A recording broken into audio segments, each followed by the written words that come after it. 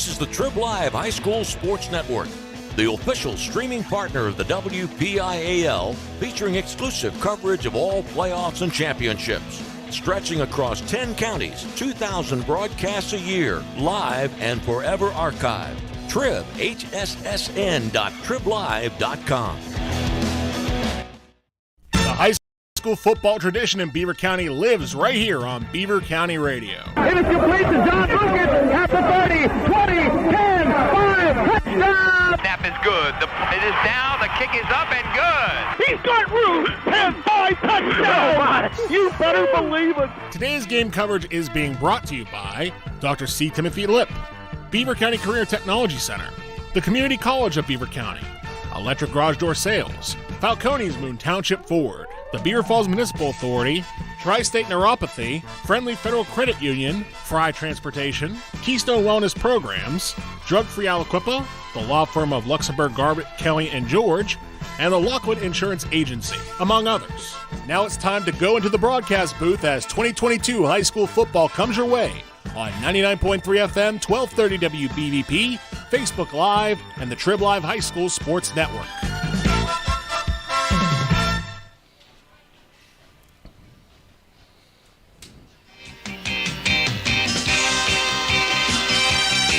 Gorgeous night for football here at the home of the two-time defending state champion Central Valley Warriors.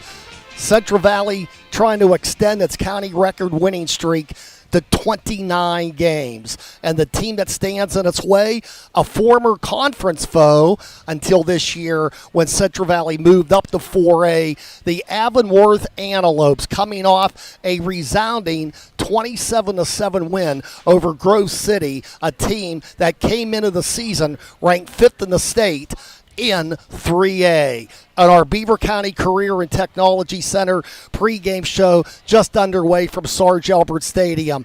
Joining me by Barrickman is John Parado again this week. And John, Central Valley, yeah, they did lose a couple key players. Sean Fitzsimmons now at Pitt. And then you have Landon Alexander, a very solid running back who had a tremendous career. But the cupboard is far from bare for veteran head coach Mark Lyons. No, it sure isn't, Bob. And like you said, Landon Alexander graduated, but Brett Fitzsimmons stepped in and had 108 yards on just 7 carries and 3 touchdowns in the opening 43-20 win over Trinity last Friday night.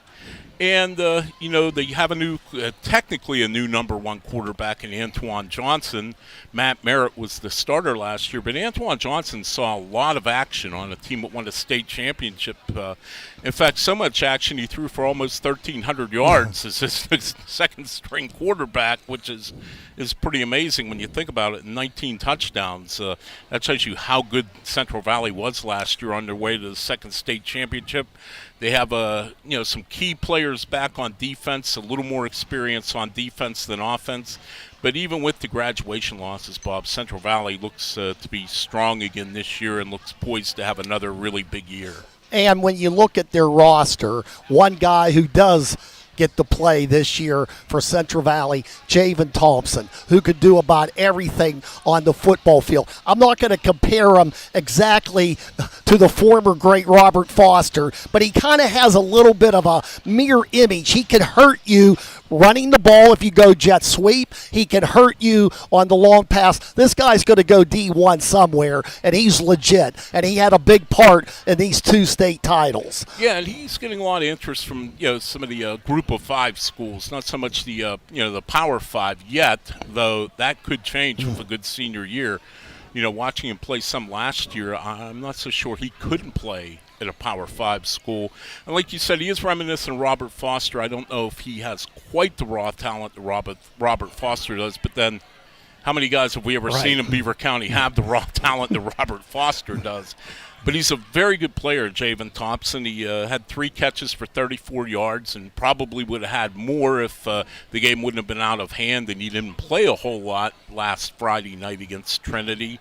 But, yeah, he's a threat, both running and receiving, and he's also a good defensive back, too. He had 11 interceptions last year, so he really, when you say somebody could do it all, we're not lying about him. He can do it all.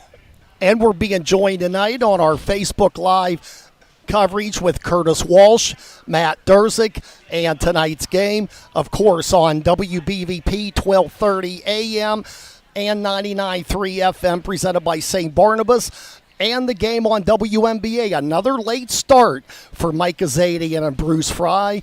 They'll be on the air at 7:30 kickoff from Jimbo Covert Field, newly named in the Hall of Famers honor just over a year ago. And tonight, Freedom will be taking on the Ambridge Bridgers, and then we'll join forces for the Falcone Smoot Township Ford wrap-up show. Avonworth, coached by one of the better ones in Duke Joncourt. He took this team to the state championship game in 2019. Ironically, the last game that Central Valley lost was in the 2019 state final against Wyoming, and Avonworth took it on the chin against the Eastern Power in Southern Columbia. But Duke Joncourt, though, has done a lot of good in his 11 years at Avonworth, now in his 12th season, 87-35. And tonight, even though last year they were soundly whipped by the Warriors 43-6, I have a feeling that Avonworth's better. We'll find out tonight. Maybe if Central Valley is maybe a step behind the two great teams that won it all. Yeah, Duke Joncourt, Avonworth over the years has had sporadic success before Duke Joncourt got there. They had some good teams over the years, but never were, the type of program that you perennially would consider a playoff team when the season started. In his 12 seasons there, he's really changed that program. They win consistently. They get to the playoffs consistently. And, like you said, they should be good again. They have Nate Harper, the starting quarterback, back. He threw for 1,200 yards, 11 touchdowns last year. They have a really good tight end, maybe the best tight end in the WPIL, certainly at the 3A level, and Peyton Faulkner, who caught 32 passes for 356 yards and 5 touchdowns last year. But the big find so far, there was a question going into last week's opener against Grove City, Bob, who would be their top running back. They didn't have a lot of experience back at running back, and Luke Hilliard kind of answered that question. 240 yards and 4 touchdowns against one of the better teams in District 10, maybe the best team in District 10 in Grove City on 23 carries. And he set the tone right away at a 55-yard touchdown run on Avonworth's first offensive possession, and that's quite a good way to set the tone on a season.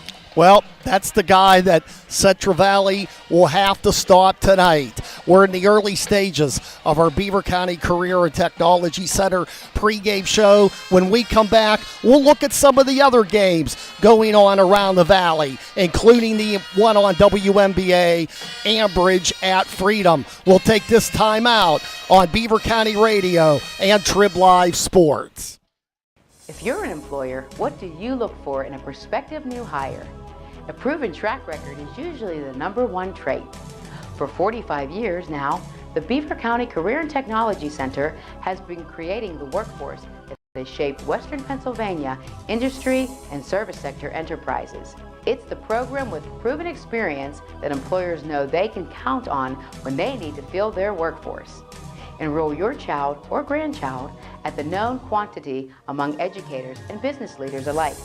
Signing up through your local public school is easy and can give your student the ability, in many cases, to make more in certain fields than college graduates, all without any student loans. Free career training at Beaver County Career and Technology Center is the perfect choice. Visit bcctc.org, celebrating 45 years as the best place to start a career. The Beaver County Career and Technology Center.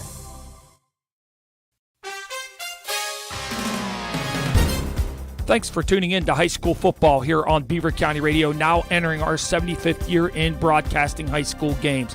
2022 high school football coverage is being brought to you in part by Friendly Federal Credit Union, the Laughlin Insurance Agency, Moon Township Auto, Electric Garage Door Sales, Fry Transportation, Luxembourg, Garbett, Kelly, and George, Dr. C. Timothy Lip, the Community College of Beaver County, Keystone Wellness Program, the Beaver Falls Municipal Authority, Beaver County Career and Technical Institute, Tri-State Neuropathy, Drug Free Communities, and Beaver County Radio.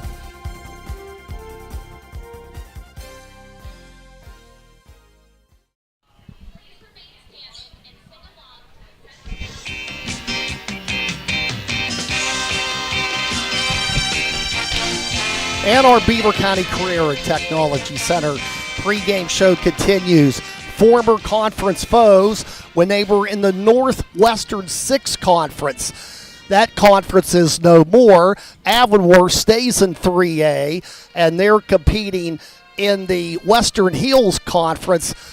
And Central Valley bumped up to 4A, and the name, the Parkway Conference, has returned. But they collide forces in this non-conference game tonight.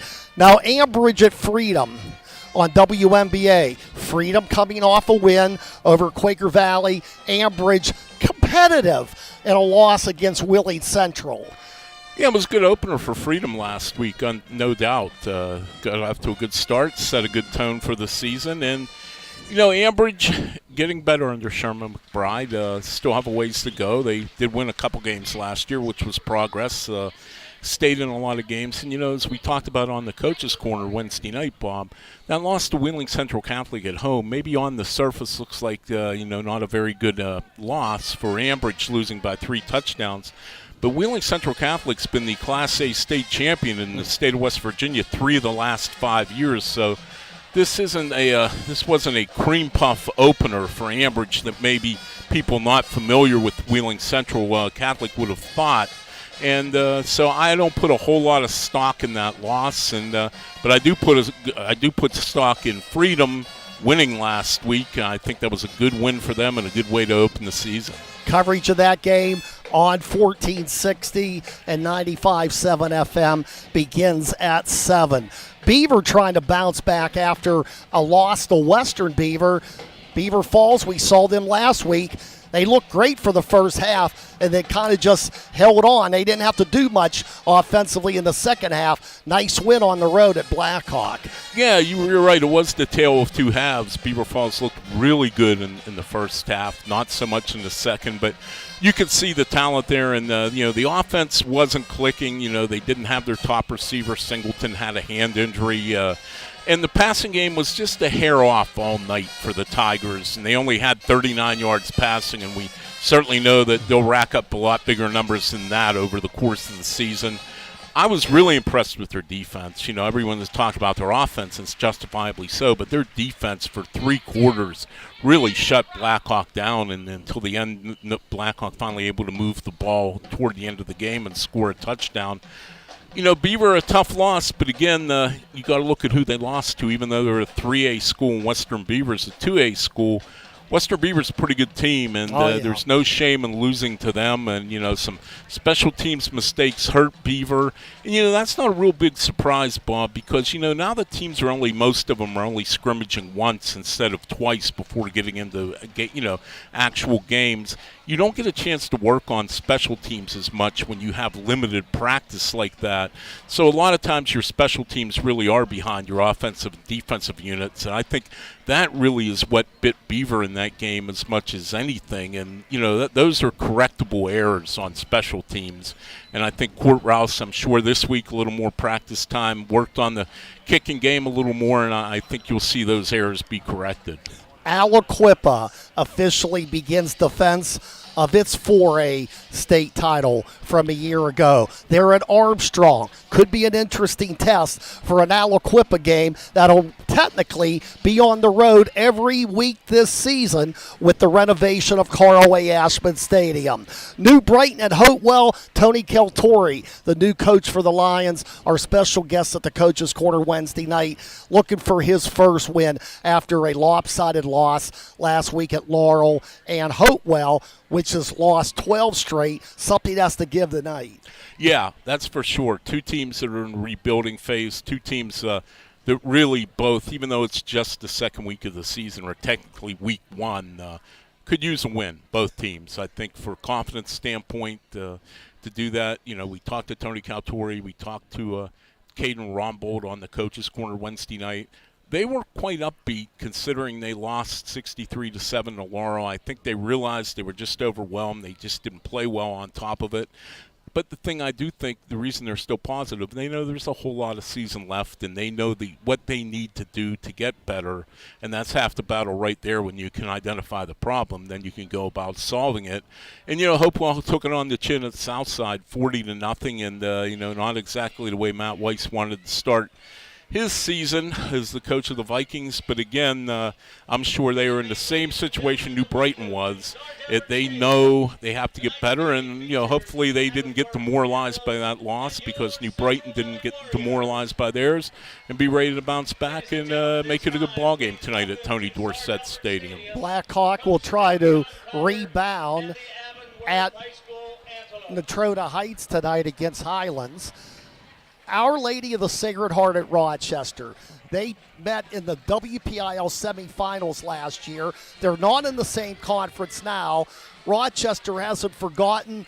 Olsh has a new coach, as Dan Bradley is now at Elwood City, which is at Union, trying to snap a 26-game losing streak. What side are you on, John? Riverside or Southside? Riverside's first game against the Southside team you noted with the 40-0 dismantling of Hopewell last week. We know we don't have a real read on Riverside yet. They did not play a Week 0 game. They have a new coach, so it's really going to be they're kind of a wild card coming into this opener, and I think it'll be a real good test for the Panthers to play a good Southside team. And Bob, I just being somebody who covered high school football for a long time, I think that game should have been played on a Saturday afternoon, because when I think of Riverside, when I think of Southside, I think of Saturday afternoons. And Carl Flory, when he was the coach of the Riverside Panthers, always having plenty of good food in his office after the game. Oh, we always look for good food. Other games of interest: Moon at Montour, South Fayette at West Allegheny, Cornell at Monessen. No game tonight at Mohawk. Quaker Valley and the Warriors as they investigate a hazing allegation. This will be Mohawk's second straight idle week. We'll keep you tuned on what the Pirates and Toronto Blue Jays are doing. And tomorrow night, on the campus of Geneva College, the Golden Tornadoes begin their 30th year under Gino DeMarco, hosting Worcester. Bruce Fry and yours truly with the coverage beginning at 7. John, we're going to take this time out. Kickoff in just a few minutes. Two-time defending state champion Central Valley against an Avonworth team that would like to end the streak at 28. And we'll be back to Sarge Alberts after this timeout on Beaver County Radio, Facebook Live, and Trib Live Sport. There's no place like Community College of Beaver County. Confidence happens here. Connection happens here. Opportunity happens here. Your best you happens here. Your future happens here. Home is here. At CCBC, you're right where you need to be to find real learning for real life. And there's still time to join us. Enroll now through October 14th for fall mini-mesters. Same classes, less time. Visit ccbc.edu/fall. You belong here. Hi, this is Bob Barrickman here for Fry Transportation. When it comes to school buses in Beaver County, it sure is hard not to notice the shiny Fry Transportation fleet. Fry Transportation has been a local family-owned Beaver County business for over 30 years. As any successful football team must be dependable and reliable, these same qualities have made Fry Transportation a champion operation. Best wishes to all local teams and safe travels to the gridirons this season. From your friends at Fry Transportation.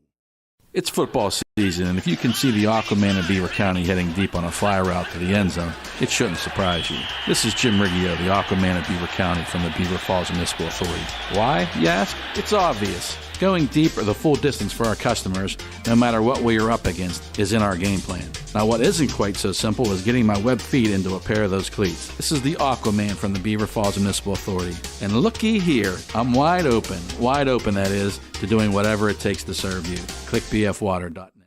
I just love my Tyler Mountain Waterman. That's something I hear all the time. This is Stefan Sasek from Tri-State Waters. I'm the guy that is out and about delivering that Tyler Mountain 100% natural spring water. I'm everywhere from New Brighton to Old Economy. Tri-State Waters delivers, and I'm the one driving the truck. From Beaver to Raccoon Township, I'm the waterman they love and the waterman that delivers. We even go to Poland, well, Ohio that is. If you need home or office delivery, call today and ask for Stefan, 724-774-4644.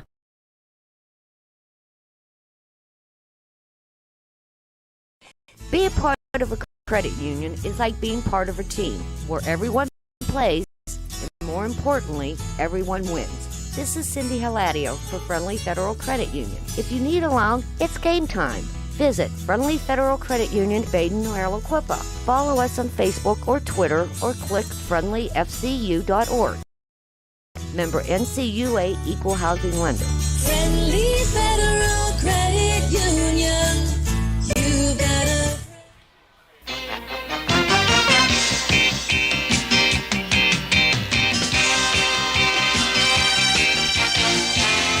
As our Beaver County Career and Technology Center pregame winds down. John, last week, Central Valley beats Trinity by a score of 43-20. But a couple late touchdowns by the Hillers made it appear that the game was closer than it actually was. But tonight, Central Valley plays a legitimate foe who's been around the block a few times, and this game might be more of an indication of how good Central Valley still is after winning those 2 state titles. Oh, I wholeheartedly agree with you on that, Bob. No offense to Trinity, but Avonworth clearly a better team than Trinity. They coming off, as we talked about, a really good win over a District 10 team in Grove City. They have the starting quarterback back. They have one of the best tight ends in the WPIL back. They have one of the most successful coaches in the WPIL. And they have a star running back in the making in Luke Hilliard. I think the Avonworth's going to give Central Valley a good game. I don't know if they're necessarily going to snap Central Valley's 28-game winning streak, but I don't think Central Valley is going to just totally dominate this game the way they did against Trinity last week. Central Valley has won the toss, but as the Mark Lyons trademark continues, he defers to the third quarter. So Avonworth, dressed in their white tops, their gray bottoms, and the red trim, against Central Valley, their blue tops and trousers, and the powder blue numbers and helmets. And Avonworth will be moving away from the scoreboard, if you're familiar with the surroundings here at Sarge Elbert Stadium, of course named in honor of the late great athletic director who did so many things at Center High School in years gone by, and later Central Valley. Sarge Elbert's deservedly, with his name, the title on this stadium, and a stadium that has seen back-to-back state championships. The only other time that was done in county history, Rochester in 2000 and 2001, and Mark Lyons' cousin and Gene Matsuk took the Rams to those 2 titles, and now Mark Lyons still hoping for even a greater reward. It's a long season, folks, but we're getting underway as the ball is lined up at the 40-yard line, and Serafino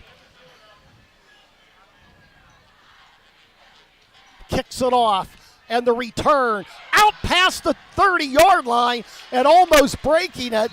And if it wasn't for the fine tackle by Brandon Singleton, who knows where that would have gone. But Avonworth will begin from their own 35. Yeah, Brandon Singleton, in my estimation, saved the touchdown there, Bob. I really thought it was going all the way back, but Singleton kind of came out of nowhere, pulled down the returner at the 35-yard line. So good field position for Avonworth here to start the game. So after the kickoff by DeSantis, the fine return, almost breaking it to the 35-yard line. In the shotgun is Nate Harper, and this time on the give, it goes to Hilliard, and he's hit right at the line of scrimmage. It'll be no gain, and coming up for Central Valley to make the hit was Ryland Jeter. It'll be 2nd and 10. Well, no surprise there. Avonworth went to their bread and butter right out of the chute, and Central Valley right there to stop it. Ryland Jeter, good defense there to start the game for the Warriors. Avonworth working out of the no huddle. Harper looks over to the sideline. He has sidecars to his left and right, and then a tailback behind him in Hilliard. Quick drop, lob pass, and it's over the helmet. Good coverage by Jeter again. The intended receiver for Avonworth was Austin John Core, the son of the head coach, Duke John Core. It's 3rd down and 10. Yeah, that was good coverage. The ball was overthrown, but still, Ryan Jeter is showing why he's one of the top defensive backs in the area. Really tight coverage there, Bob. And 37 passes defense last year. Pretty amazing in just 15 games to have that many. John Core, big size at 6'9", and a big gain on 3rd down, and it just depends on the spot of the football, and it looks from here that he got the 1st down. And what a run by Hilliard. Or was that Hilliard? I believe that might have been Brandon Biagirelli. And it's going to be a 1st down after a gain of 10. Yeah, a big back, Brandon Biagirelli, and he took it right up the middle on center. And you don't see that very often in Central Valley, somebody running right up the gut and getting that kind of yardage. Gain of 11 as the quarterback, Harper, looks over to the far sideline. And this time to give, and this time tripped up after maybe getting back to the line of scrimmage. Coming up to make the start was Matt Jerevac. It'll be 2nd down. We'll call it no gain. Well, Duke John Core thought it worked once. Let's try this. Basically the same play again with Biagirelli going up the middle, but that time Central Valley was ready, stuffed them just for a 1-yard gain. Central Valley in their 5-3 defense. It's 2nd down, 10-18 left, 1st quarter. First series of the game here from Sarge Elbert Stadium. Now back to throw with time. Pass caught by John Core. Gets about half the yardage that he needs to move the sticks as he gets into Central Valley territory at the 49. It was Jeter who was able to wrestle him down. It's 3rd down and 5. Going off these first 5 plays of the game, Bob, it looks like Avonworth's going to try to attack Central Valley with short passes, short out patterns, more than throwing downfield or over the middle. They apparently see something in the Central Valley defense that makes them think they can throw the quick outs. 3rd down and 5 for the Antelopes. Back to throw the pass. It's caught and stretching, trying to get the 1st down. Looks like he's going to be just shy. They're going to mark the ball at the 45. It becomes 4th down and a yard. That was John Peterson who makes the stop, and an interesting decision for Duke John Core, but his decision has been made. They're going for it, or at least trying to draw the powder and blue offside. Now back in the gun. Excuse me, John. Confusion there whether they wanted to be in the gun or get back up under center, and they decide to stay in the gun. Well, the play clock's down to 2. They have to hurry, and they get it off. And the run, and they got the 1st down.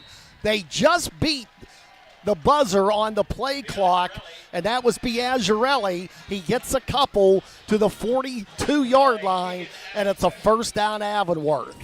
Biagirelli kind of got overshadowed by Hilliard in last week's win over Grove City for Avonworth, but he also had 74 yards last week, so certainly he is a threat too, and he has shown that here in the early going.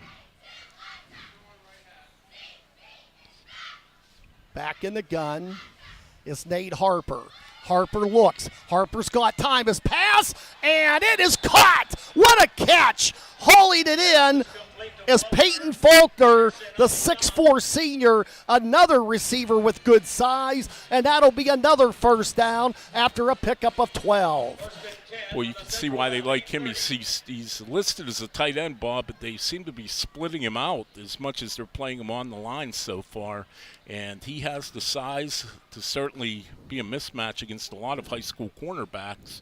And it looks like, they're going to use him in a lot of different ways instead of just as a pure tight end. Harper's beginning some time to throw, this time to run, and skipping off one tackler and getting about 3. And the ball carrier that time was Nico Neal, just a sophomore for Avonworth. They're going to say his knee touched at the 28. Let's call it 2nd and 8. Well, for the most part, center has stopped Avonworth's running game, except for the one good first down run they had. So let's see if Avonworth goes to some more of these quick passes that they've had some success with here on the opening drive. Now on 2nd down. And on the end around, they get good yardage down to about the 21-yard line, and that's going to bring up 3rd down and a yard. But look out. Is there we might have our first marker of the game, and we do. It's a holding call against Avonworth. Yeah, tough one for Avonworth there. Another good yardage, a positive yardage play, but now this is going to back them up into a second and looks like probably about 15, maybe more than that. 15, yeah, it'll be 2nd and 15. Okay, so they don't lose. They did get some yardage on the pass before the penalty. So, as you say, John, 2nd down and 15 from the Central Valley 35, coming down on 7 minutes to go in the first quarter in this non-conference game. AstroTurf, the artificial surface, just an ideal night. Good crowd on hand here at Sarge Albert Stadium. Harper in the gun. And the handoff. And breaking a tackle. Getting to about the 30. A gain of 5. Biagirelli, the early workhorse, even though it was Hilliard who had the 240 yards a week ago. Yeah, Bob, I'll give Duke John Core credit and his offensive coaching staff. They really did a nice job of mixing plays up on this first drive, and I believe it's like the 9th or 10th play of the drive. So they've held the ball for quite a bit against a good Central Valley defense. 10 yards separate Avonworth from the first down here on 3rd down. Surely 4-down territory. Pass to the far side, and it's incomplete. There was a little contact. In fact, Duke John Core thought that the Central Valley defensive back did hold the arm. Little bit of contact, apparently not enough to blow the whistle, and it's 4th down and 10. I didn't think it was warranted of a penalty. I thought it was maybe not quite incidental contact, Bob, but I didn't think that the contact was enough to really impede the receiver from catching the ball. So out of the non-huddle, 4th down and 10 for the Lopes.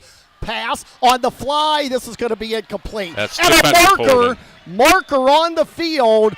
And if John is right on, that's going to be an automatic 1st down, I believe. Yeah, Ryland Jeter tried to get away with one there, but he really held up the receiver down the right sideline, Peyton Faulkner, and he got caught. He did it right in front of one of the officials.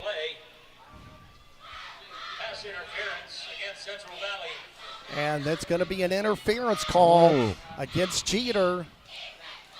And that will be a 1st down on 4th down and 10. And they're going to mark off the 15 yards down to the 15.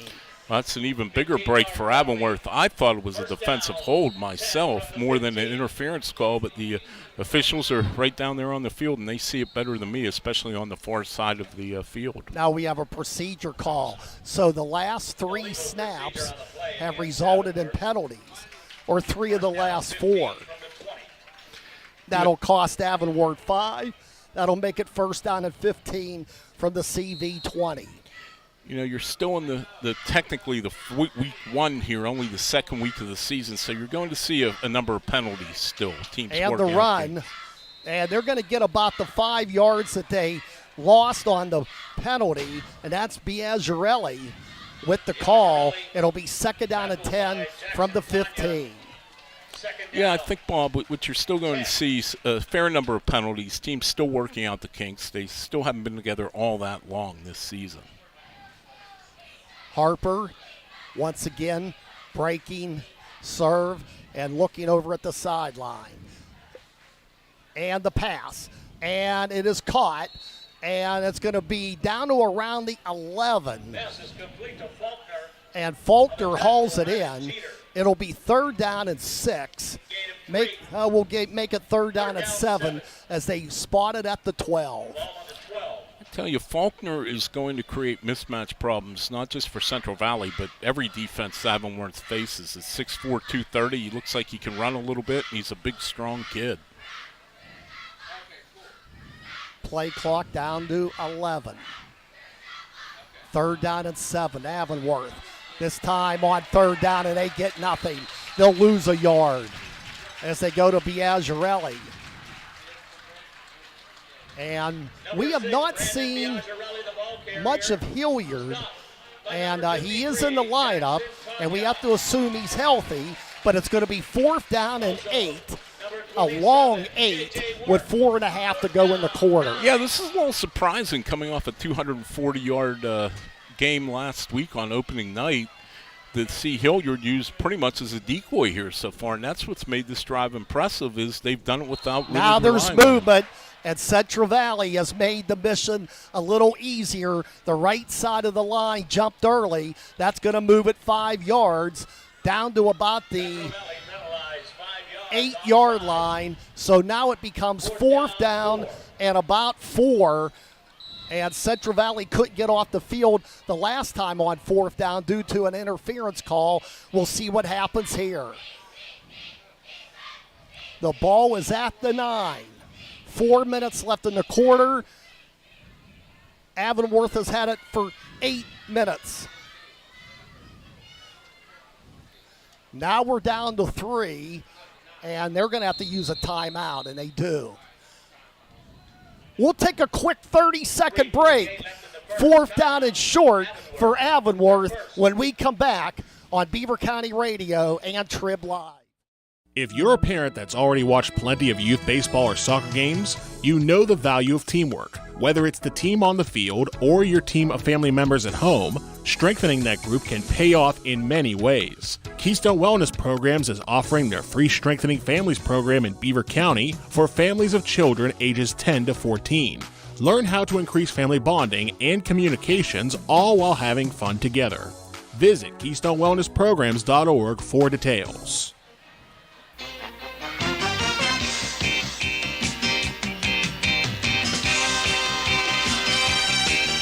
Well, we're ready for 4th down after the Avonworth timeout. 4th down and 4 for the Antelopes. Trying to score on this opening series that started back at the Avonworth 35-yard line. In the gun goes Nate Harper. And on 4th down, Harper fly pattern in the end zone, and actually, if it was intercepted, that would have given Central Valley better field position at the 20. Back to the fend was John Peterson. But after that long drive of 61 yards, Central Valley will take over at the 9-yard line. Actually, the drive consumed 65 minus 9, 56 yards. Bob, where were you when I was in math class? Oh, I don't know. But, you know, a great stop by Central Valley because Avonworth really put together a really nice drive, almost 8.5 minutes against a good defense, and center stopped them. This time on 1st down, the little out pass, it's caught, and getting near the 20-yard line. And that was Matt Jaravac with the catch, and Central Valley picks up 11, good enough for the 1st down. You know, that's even more important momentum-wise. Center stops the long drive, keeps Avonworth from scoring, and then come right back out, hit him with a quick pass, and all of a sudden you're out of the shadow of your end zone all the way out to the 20. Antoine Johnson, who split time last year with Matt Merritt, but it's Johnson's team now, almost breaking out of a hold, getting about 5 as Brett Fitzsimmons, whose older brothers Sean and Reed played here earlier for Central Valley. Let's give them a gain of 6. Yeah, this could be a real momentum shift real early. It's got to be a little deflating for Avonworth to hold the ball that long and not cash in on it. And now Central Valley moving the ball quite well here on the first 2 offensive plays of the night. That's going to be an encroachment call against Avonworth. They were a little antsy, and it cost them, and Central Valley gets the gift and the 1st down at the 31. Yeah, and they're moving the ball down the field already quite well from their 9 to the 31 in only 2 plays. And, of course, the penalty helping out the Warriors, too. Johnson, senior quarterback, looking, passing to Thompson, and it's just out of his fingertips. Would not have been a reception anyway. He was out of bounds. Good coverage by the Antelopes in the name of Jackson Voigt. It'll be 2nd down and 10. Yeah, that was, like you said, it was the ball, was out of bounds, but, they put the ball right on the money there. I mean, that ball was there, just unfortunately a little wide to the sidelines, but that was a really nice throw, and if they get their timing down just a little click sooner, they're going to make some big plays tonight if they continue to throw the ball that well. Johnson in the gun, and he'll hand it off to Fitzsimmons. Fitzsimmons breaks a tackle. Fitzsimmons close to the 1st down. Might be inches shy at the 40-yard line. Really nice run there at the line. Didn't look like he might have a whole lot of room to run, but he made a nice juke, a nice fake, and ended up with a very good carry, 9 yards, almost getting the 1st down by himself there. 2 receivers bunched up together on the near side on 3rd down and about a yard. 2 minutes to go in the 1st quarter. Avonworth drove to the Central Valley 9 before turning it over on downs. This time on 3rd down. Well, the pass down the field for Thompson. He's got it. 25-20, 15-10-5 touchdown. They totally fooled him on 3rd down and 1. A 60-yard ball to Javen Thompson, and it's 6-0 Central Valley. That was a great play call right there, Bob. Like you said, they did totally fool Avonworth, and I think they saw in the incompletion that they were clicking in the passing game right away. It looked like they would be able to break a big play, and sure enough, they did. A great call. Javen Thompson got wide open, like 10, 15 yards behind the defense, and took it in for an easy score, a 60-yard score, and Central Valley ahead 6-0, just like that. Capping a 91-yard drive. Now DeSantis, one of the better kickers you'll see, and the kick is up. And the kick is good. And we'll take a minute timeout. Central Valley's defense stiffens. And then on 3rd down and a yard, all alone is Thompson. 60 yards later, it's 7-0 Central Valley. Here on WBVP 99.3, Facebook Live, and Trib Live. Have you ever thought about where the football team would be without the quarterback? They probably wouldn't fare very well at all. Going through life with dental problems can be similar. That's because so much of what we do and how we interact and entertain with others is dependent upon good dental hygiene. If dental conditions have you sidelined, start by calling the right signals with dental care from Dr. C. Timothy Lip. Visit lipdentistry.com. Dr. C. Timothy Lip, your family dentist on College Hill and Robinson Township. After any big game, people will be talking. This is Ellen Barras from Falcone's Moon Township Ford. The same is true when you get your new vehicle from Falcone's Moon Township Ford. Neighbors, friends, and co-workers will notice the new winning style reflected in the car, truck, or SUV you just got from Falcone's Moon Township Ford. Located on University Boulevard across from Robert Morris. Click and save at moonford.com and discover what the talk is all about. Falcone's Moon Township Ford, where friends send friends.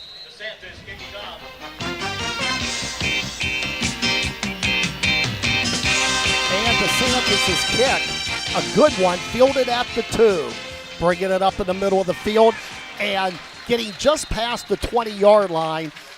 And on the kickoff return was Colin Crawford, and good tackle on special teams. And the Antelopes start for the 2nd time at their own 23 after driving 56 yards to the Central Valley 9, only to see Central Valley score in quick fashion on the wide open throw from Johnson to Thompson.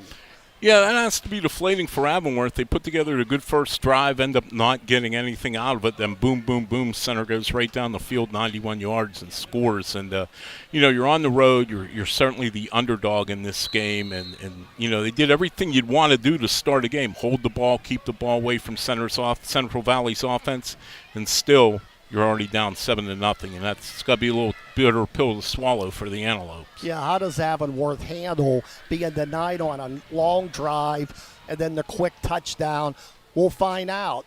Pass by Harper, and the catch is made. Not a big gain, but a nice diving catch by Crawford, and he gets a couple. We'll give him 3 to the 26. They seem to be having good success here with these little quick passes, Bob. For whatever reason, we'll see if center tightens up a little bit. They have the secondary that can cover anybody, so perhaps that'll change for the Antelopes as the game goes on. But so far, they have been able to work their way down the field a little bit with those quick outs. Ball was on the right hash, strong to the left, 3 wide outs, inside handoff. This is going to be a first down and then some. And getting all the way to midfield and a first down, and that is Biagirelli. He's been the workhorse. He gets to the 49, a gain of 25. Yeah, pretty good running so far by him, and it looks like he's going to be their workhorse tonight, at least so far. We thought it would be Hilliard based off last week's statistics in the opening game, but it's not been the case. They keep giving the ball to big number 6. Pass over the middle, caught, breaking a tackle, and getting about 7. And that is Crawford, and he gets down to the Central Valley 42. Well, they still have a lot of distance to cover, but a lot of character shown by this Avonworth club. Yeah, it really is, and they moved the ball pretty well. I like their game planning. I mean, they've really mixed and matched plays, and that's going to do it for a quarter. Fast-moving first period. Central Valley strikes first on the bomb to Javen Thompson. We'll take a minute timeout. It's Central Valley 7, Avonworth nothing. On 1230 WBVP, 99.3 FM, and Trib Live Sports. When accidents and injuries happen, you need the experience and insight of the legal team at Luxembourg, Garbett, Kelly & George. Since 1934, they've been committed to the physical and financial recovery of personal injury victims. Why choose the law firm of Luxembourg, Garbett, Kelly & George? Attorney Larry Kelly explains. First of all, we've been AV rated by Martindale Hubbell. It's the highest rating you can get for legal ability and ethics, and that comes from our peers. We have board-certified civil trial specialist, which is like another bar exam. Would you go to a doctor who is not board-certified? Probably not.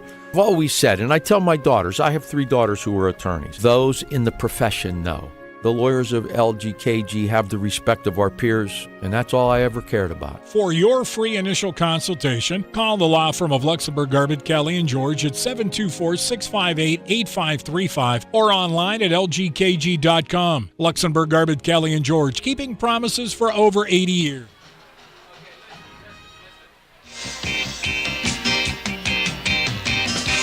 Second and 3. Avonworth as we start the second quarter. Avonworth football at the Central Valley 43. There seemed to be some confusion on quite a few plays for Avonworth.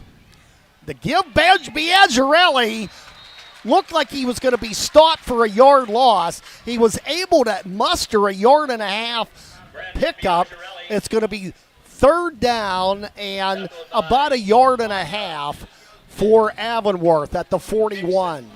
There did seem to be confusion when they came out of the huddle and Harper kept looking over to the sidelines, and that's happened 3 or 4 times already tonight, yet they have been able to move the ball, but they always don't look like they're on the same page, the coaching staff and the players here in the first quarter and a little bit of the second. They'll send 3 wide to the left, and the give, and going to be inches shy. Biagirelli was hit in the backfield, and he's got good size at 6'2", 220. He's only a junior, but it's 4th down, and they need about a foot for the first down. I'm guessing he's getting it here, Bob. Harper now with Biaggiarelli, the only back alongside. And again, some confusion. Have to get out of the formation and look over to the sidelines. And the give. Didn't get And it. boy, that is close. I don't think he It got just depends on the spot of the football from the way the side judge is looking. Didn't get it. Doesn't look like he's got it. Nope, he didn't get it, Bob. He had to get past the 40, and it's right on the 40. Central Valley has stopped them. 4th down, and the Warriors will take over at their own 40-yard line. You got to give Central Valley a lot of credit here. 2 4th-down stops in their first Avonworth's first two possessions. You know, in the old adage, bend but don't break, and that's exactly what the Warriors have done. They've given up some yards, but they've given up no points. 10:43 to go in the second quarter. This time to give, and it's Fitzsimmons. Fitzsimmons bounces off the left side for about 3, and Biaggiarelli makes the stop. John, last year, when Mark Lyons would play both Merritt and Johnson, their numbers were so close to looking alike. Tom Hayes, who does video for Central Valley, our former broadcast partner, he said, Bob, you have to look at the socks. Matt Merritt wore the socks, I believe white socks at that time, and that's how I told the difference. And now this time a marker comes in, and that's going to be a procedure call against the powder and blue. Speaking of the quarterbacks, it looked like Antoine Johnson wearing blue socks was going to keep that ball in an option play.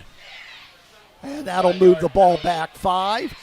That'll put it behind the trailing stick, make it 2nd down and 12. 10 minutes to go in the second quarter. The 60-yard pass to Javen Thompson, the difference. And the pass down the field for Thompson. What a catch! Thompson's got it at the 31. A diving grab. Good coverage. But Thompson was able to get the reception over Elvin Lay. You can really see why he's so highly regarded, Bob. That was a heck of a play. Avonworth had coverage on him. He really shouldn't have been able to complete that pass, but what a great catch by Thompson there. Just tremendous. A 30-yard pickup. Central Valley for a procedure call, and that'll move it back to the 37. Yeah, you know, I'll give Avonworth credit. They were right on him. But, boy, what a play and what an impact he's already made in this game just with the 2 catches he has so far for probably about 85 yards on 2 catches. Yeah, 90 precisely, yeah. The 60 and the 30. But Central Valley has come up with a couple of nagging 5-yard penalties, and Mark Lyons not happy. No. You would never believe his team is winning 7-0. And Central Valley will call a timeout. We'll take a minute break ourselves. Central Valley football leading 7-0 over Avonworth on Beaver County Radio. If you're an employer, what do you look for in a prospective new hire? A proven track record is usually the #1 trait. For 45 years now, the Beaver County Career and Technology Center has been creating the workforce that has shaped Western Pennsylvania industry and service sector enterprises. It's the program with proven experience that employers know they can count on when they need to fill their workforce. Enroll your child or grandchild at the known quantity among educators and business leaders alike. Signing up through your local public school is easy and can give your student the ability, in many cases, to make more in certain fields than college graduates, all without any student loans. Free career training at Beaver County Career and Technology Center is the perfect choice. Visit bcctc.org, celebrating 45 years as the best place to start a career. The Beaver County Career and Technology Center.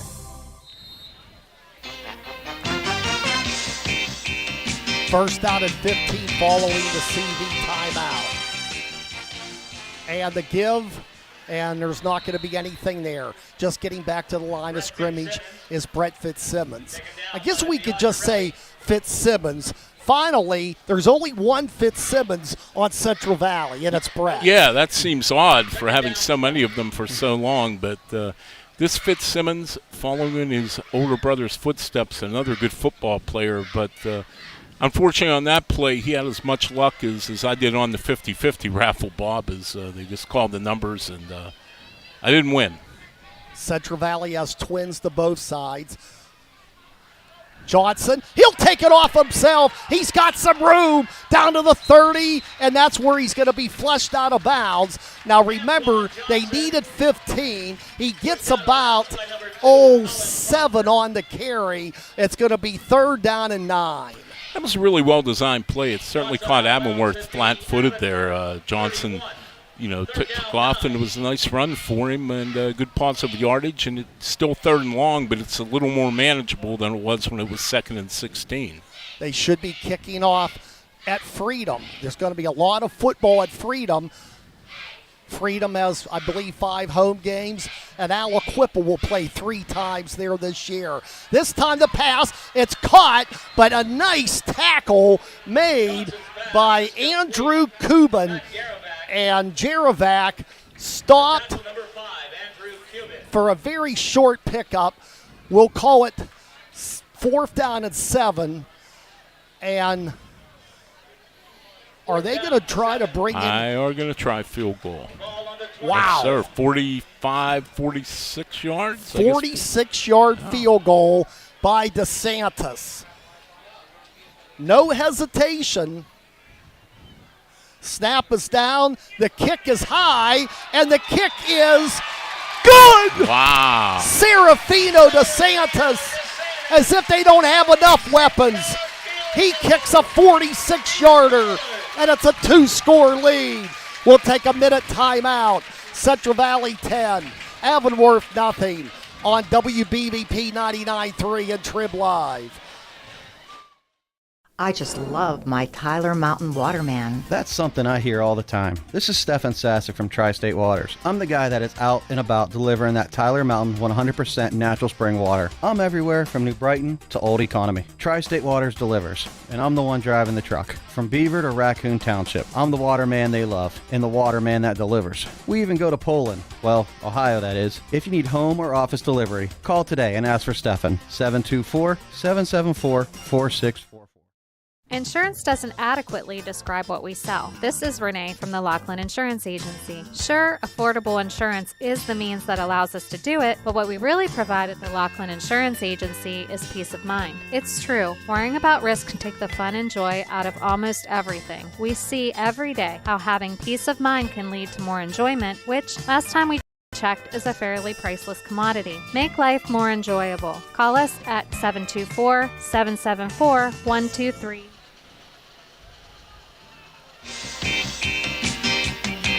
And DeSantis will now kick off after easily making a 46-yard field goal. This one goes deep, fielded at the 1. Biagirelli is able to break a tackle, gets spotted down at the 25-yard line. What a kick, though. I mean, he showed us so much last year, and boy, what a start. Boy, you're not kidding. He kicked a 34-yarder last week against Trinity, and that's a pretty good distance for a high school kicker, 34 yards. He nailed that one from 46, and Bob, I think he'd have made it from about 55. It cleared the crossbar with plenty of room to spare, and it was right down the middle. This wasn't, there was no question it had the accuracy and it had the length, and, then he turns around and almost kicked the ball into the end zone on a kickoff. Mark Lyons would like to see a little more from his defense. Avonworth's had 2 nice drives, but the defense has made the plays when they've had to. Pass by Harper, it's caught, and getting about 5 on the reception, and that is Colin Crawford. That'll put the ball at the 30. We'll call it 2nd and 5. Yeah. You know, Bob, it would seem to me that moving up a class into a very tough Parkway Conference, Central Valley's probably going to play some close games over the course of the season. And if you have a kicker like Serafino DeSantis, that's going to give them an edge in a close game, no doubt. That's a good guy to have on your team. I totally agree with you, John. I mean, what a weapon. Pass, caught, and not enough for the first down. Good hit, and making the stop was John Peterson. It's going to be third down and about 2 for the first down. And the center defense again, bending but not breaking. Sorry to dust off that cliche, but it really fits here. They're giving up some yards, but they've stiffened up and they've had to, and we'll see what they do here. But they seem willing to give Avonworth these short passes, these 4- and 5-yard outs, and look more toward wanting to stuff the run game. On third down, ball was almost intercepted, and it should have been. Oh, my. That could have been a housebreaker.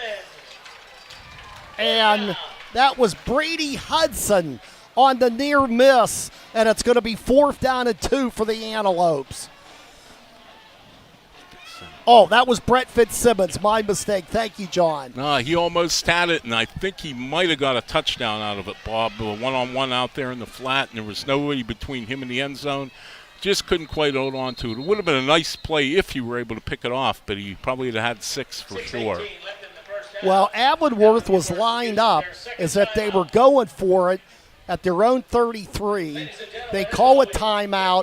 This would be risky midway through the second quarter. We're going to take a 30-second timeout. Central Valley 10, Avonworth nothing on Beaver County Radio. It might be time to repair or replace that old garage door. By Barrickman, here for electric garage door sales in Monaca. Call on Robin and her team of expert installers. Dial 724-774-3200. And your door will work like a charm. Featuring CHI quality garage doors and LiftMaster garage door openers. With over 50 years of experience, Robin and her team will get it done right. Give them a call, 724-774-3200, or find them online at electricgarageDoorSales.com. Now they're lining up at punt formation. Harper is the punter, so you have to respect the potential fake, but he does get it off. Not a lot of distance there, and Central Valley will take over at the 37. And Duke John Core, maybe for a moment, John. I know it's a non-conference game, but, they're still very much in the game. They played well. I believe that would have been too risky. Oh, I think so too, and I think after he took an extra second to really think about it, he realized you give Central Valley a short field there and it could be 17-0 real quick. And not that it'd be an insurmountable deficit, but boy, it's awfully hard against the Central Valley team to try to come back from 17 points down in the Fitzsimmons wide open hole on the right side. He sprints down to the 30, 20, 10, touchdown, Central Valley, 63 yards, and that could be a potential back burner.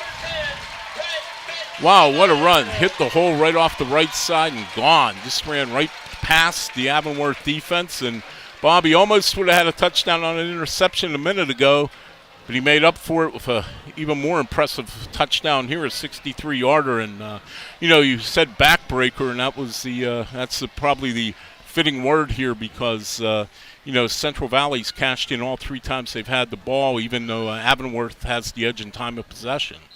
Central Valley has gotten 2 touchdowns in 1 minute and 49 seconds, and the snap is down, and the kick is no good.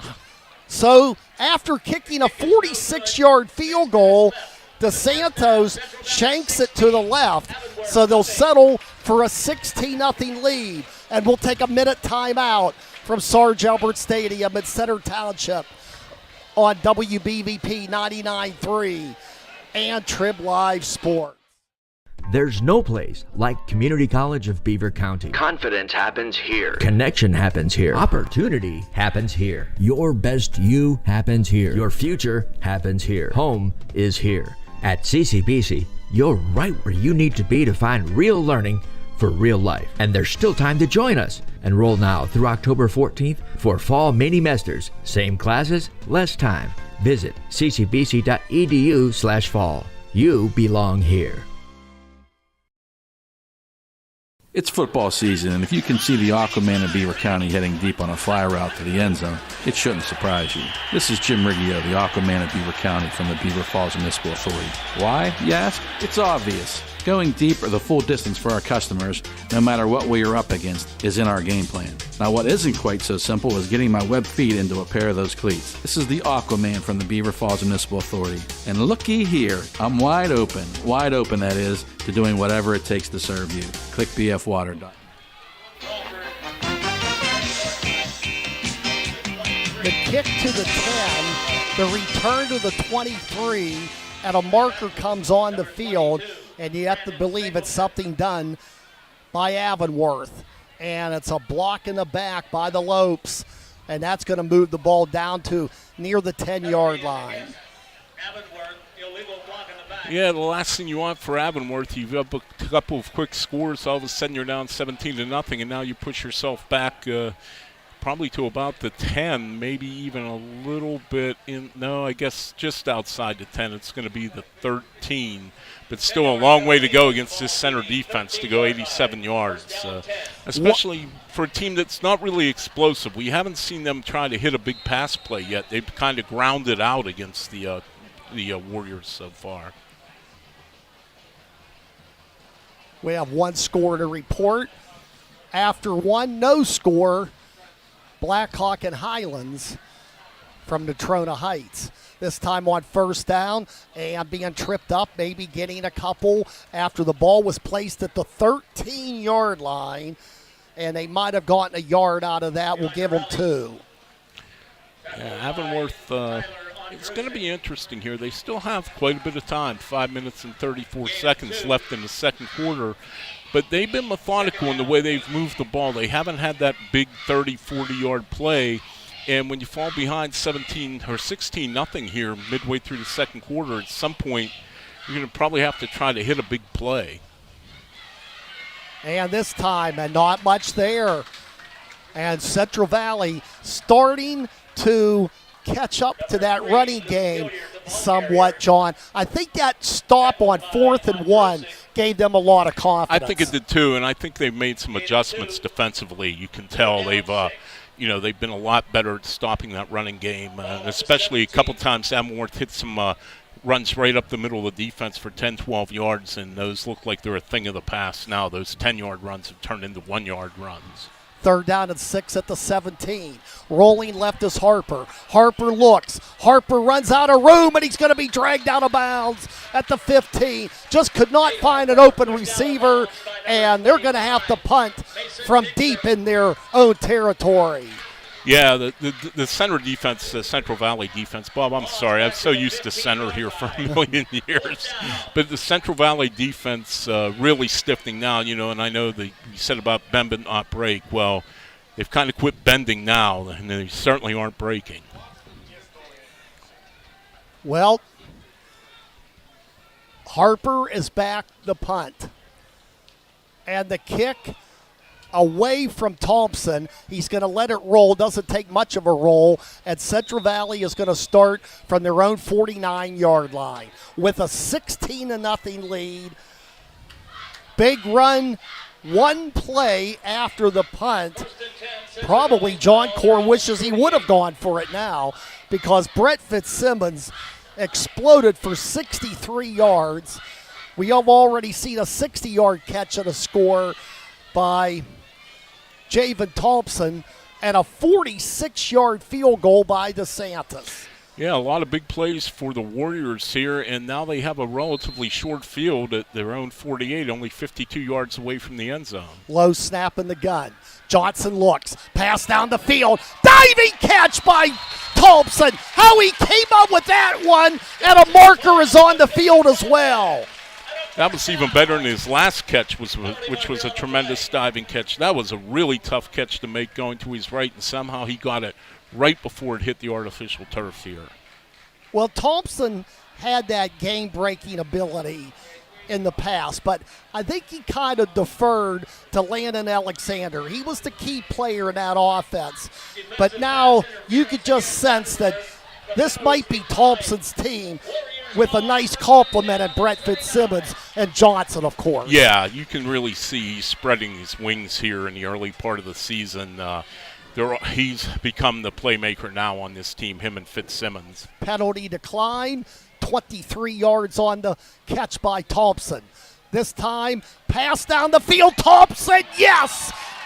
No, or they're going to. He stepped out of bounds. He could not keep his foot in at the 5-yard line. Yeah, it was a good pass, but just a little bit too wide. Took him a step out of bounds, and he wasn't able to keep his feet in, which would have been maybe his best play yet if he'd been able to keep his feet in on that one. But, it's obvious that Avonworth has a matchup problem with him. But then again, I think pretty much everybody that's going to play Central Valley is going to have a matchup problem. Right. Sideline pass. It's caught. De Niro Simpson. And a short pickup by Simpson. Johnson's pass complete to De Niro Simpson. And he'll get maybe a yard. It'll be 3rd down and 9 with 3:10 to go in the half. By Barrickman, John Parado, Curtis Walsh, Matt Dursick, the crew here tonight in Center Township. Bob, going back 2 plays ago to Thompson's catch over the middle there, the other thing, he was interfered with. There was a flag on that play, and he still made the great catch even though he'd been bumped. We have Keith Walsh and Boswell in the studio. This time it's Fitzsimmons, touchdown. Bounces off a tackler. Goes 28 yards for the score. And now they're opening it up. It's 22-0. Wow, what a run again by Brett Fitzsimmons, and he has taken over the game, him and Jalen Alexander, and Avonworth has no answer for either one of them now after doing pretty well early in the game. And, boy, Center has turned what was a pretty even game early into becoming a rout here. 52-yard drive, and the kick is up, and this time it's good by DeSantis. And we'll take a minute timeout. Central Valley 23, Avonworth nothing. 2:40 to go in the half on WBVP and 99.3 FM. Hi, this is Bob Barrickman here for Fry Transportation. When it comes to school buses in Beaver County, it sure is hard not to notice the shiny Fry Transportation fleet. Fry Transportation has been a local family-owned Beaver County business for over 30 years. As any successful football team must be dependable and reliable, these same qualities have made Fry Transportation a champion operation. Best wishes to all local teams and safe travels to the gridirons this season. From your friends at Fry Transportation. If you're a parent that's already watched plenty of youth baseball or soccer games, you know the value of teamwork. Whether it's the team on the field or your team of family members at home, strengthening that group can pay off in many ways. Keystone Wellness Programs is offering their free Strengthening Families program in Beaver County for families of children ages 10 to 14. Learn how to increase family bonding and communications, all while having fun together. Visit KeystoneWellnessPrograms.org for details. The kickoff goes to about the 20. Couple scores from the Fry Transportation update desk. Good one in Katanning tonight. Aliquippa and Armstrong tied at 7 in the second quarter. And Highlands leads Blackhawk 7-0 in the second. Sounds like a good ball game across the river from Tarentum. In the Trona Heights. Long haul for the Cougars tonight. Long haul for the Quips, too. It's a traveling night for some of our teams from Beaver County. And that Blackhawk game has gone to halftime. 7-0 Highlands.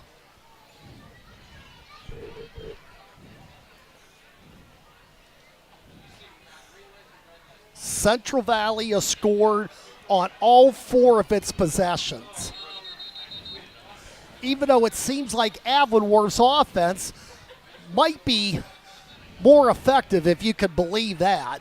But Central Valley is getting it done with the big play as well. They really are, and especially, a couple of touchdowns, long touchdowns, one from 62 yards, and then Fitzsimmons had the long run. Then he had another fairly sizable touchdown run on top of that. On the fly pattern, ball is caught, but it's out of bounds. It'll be 2nd down and 10. And Avonworth has to be careful because that play took very little time, and Central Valley still has 2 timeouts, and they might be thinking of another score. Well, I think what Avonworth's trying to do now is they have to establish that they can throw the ball, at least medium routes. They've thrown all short passes into that one, and there's no way they're going to win this game by dinking and dunking down the field down 23-0 almost to halftime. So I think they need to find out if they can do it and, try to get on the board here. This time, and a big gain on 2nd down. And, boy, still wrestling with the ball. And it takes about 4 defenders to bring down Biagirelli. And by the time they do, it's a 1st down for Avonworth, a pickup of 11. That was a nice run, and Biagirelli has really been impressive here tonight. Like I said, he was sort of the other guy in their opening round, or opening night win over Grove City. And he's been the guy all night for them, and we've barely seen Hilliard, who was their leading rusher last week. And you can't fault Duke Johncourt because it's worked. This time on 1st down. Pass, and it's almost picked off. Just out of the reach of Simpson. They tried to find a receiver in Austin Johncourt. I think if nothing else, John, that 1st down run by Biagirelli really limits the potential for Central Valley to extend the lead. Yeah. And Avonworth at least has an outside chance to cut into it. Yeah, they do. But, the tough part for them is Central Valley's going to get the ball to start the second half because they won the toss and deferred. I'll be curious to see if they at least try to take a couple deep shots here and try to get on the board and build a little momentum for halftime, but maybe not. Biagirelli on the run gets about 3 to the 34. Now, remember, Avonworth only has 1 timeout left, so they have to be careful, and there's only 90 seconds left in the half. I think this will tell us whether they're going to just try to be content to run the clock out or not here on 3rd and 7. If they run the ball here 3rd and 7 from their 34, then I think it's pretty obvious the Worthies are going to just try to go in 23-0 down at the half. Harper, pass, caught, playing the short passing game, and they're going to get the not quite a 1st down, near the 40, and Avonworth will use its final timeout. No, actually Central Valley will use one because it becomes 4th down and a yard. I would imagine that Duke Johncourt, as we keep it here, John, is going to go for the 1st down. He's down 22-0. I think he has to. Like you said, they're down 23-0. They have moved the ball effectively at times, but the last thing you want to do is punt and then have them go right down and score again in the last minute. So at least you got to give yourself a shot to try to keep this drive going and try to get one in the end zone before halftime. We'll have all kinds of scores for you at the intermission, plus the weekly halftime show from Trib Live, Dawn Rebel and Chris Harlan. And we'll have scores from the Fried Transportation Update Desk. And Avonworth, we'll see, looks like they're going to try for it on 4th down and a yard. And the give. And I don't know. I don't think so. They bring down Biagirelli. No gain. Central Valley football with 59 seconds to go in the half. What a great stop by Central Valley there, and they've done that all through the first half. They've let Avonworth move the ball here and there and have some decent drives, but boy, when they need to come up and make a stop, the Warriors have done it every time in this first half. This is the first time in the game that either team starts a series on the other side of the 50. They start with a first down at the 40. And with two timeout, actually one timeout, but that turned out to be a good timeout for Central Valley. Johnson looks, his pass, and it's bobbled and not brought in.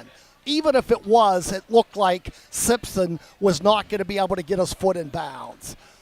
Yeah, I think it would have been a really nice catch if he made it, but he did bobble it. And you're right, even if he would have made it, it went for naught. But Central Valley showing they're going for the juggler here. They're not going to just run the clock out to end the first half. They're going to try to put another one in up 23-0 and really break this game wide open. Johnson, plenty of time. Over the middle, he's got a receiver, and it's Thompson. Shakes off a defender and still on his feet. Finally wrestled down outside the 15-yard line. You know, Bob, I have the distinct feeling that that Thompson could get open on every play. And it's not a knock on Avonworth's defense because they're playing him tight. But he's just so good, and he just finds ways to get open and get his hands on the ball. And when he gets his hands on the ball, he catches it. First down, full house backfield, now behind center, and the give, and it's Fitzsimmons. Goodbye! Third touchdown of the game for Fitzsimmons, and it's 29-0.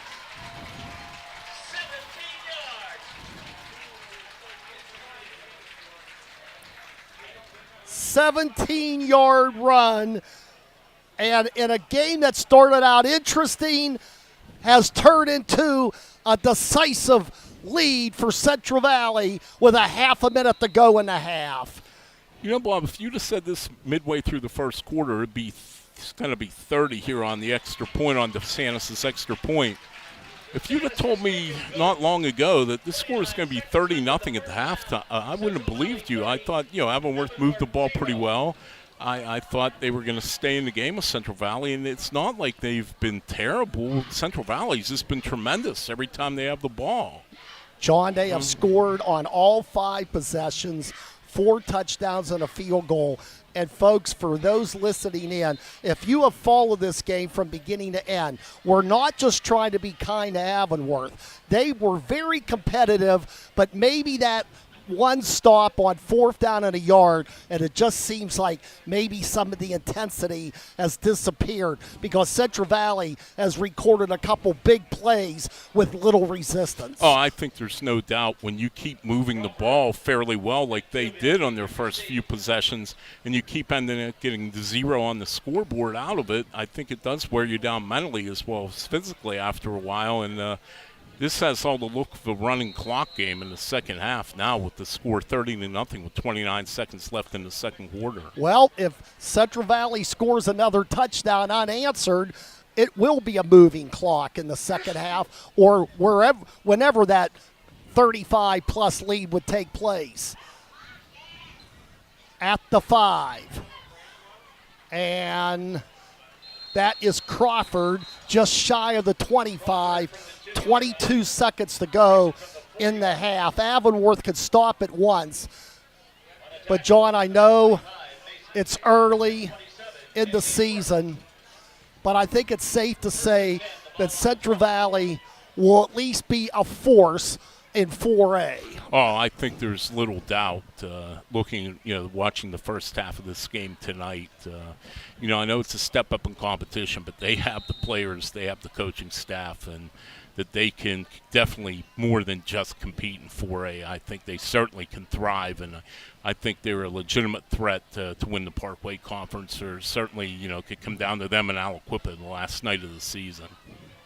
Yeah, I know it's a little early to be talking about the last night, but remember that game's at Freedom this year because of the renovation of Carl Ashman Stadium. So not really a true home game, if you will, for the Quips, but that's 8 weeks away. Central Valley's looking pretty darn good. They're going for their 29th straight, and the way they're acting, it's not going to be too difficult. At the half, it's Central Valley 30. Avonworth, nothing. We'll take a 2-minute timeout, recap the scoring, and later on, the halftime show with Trib Live and scores from Fry Transportation. 30-0, Central Valley will return to Sarge Albert Stadium on 1230 WBVP, 99.3 FM, presented by St. Barnabas and the Trib Live High School Sports Network.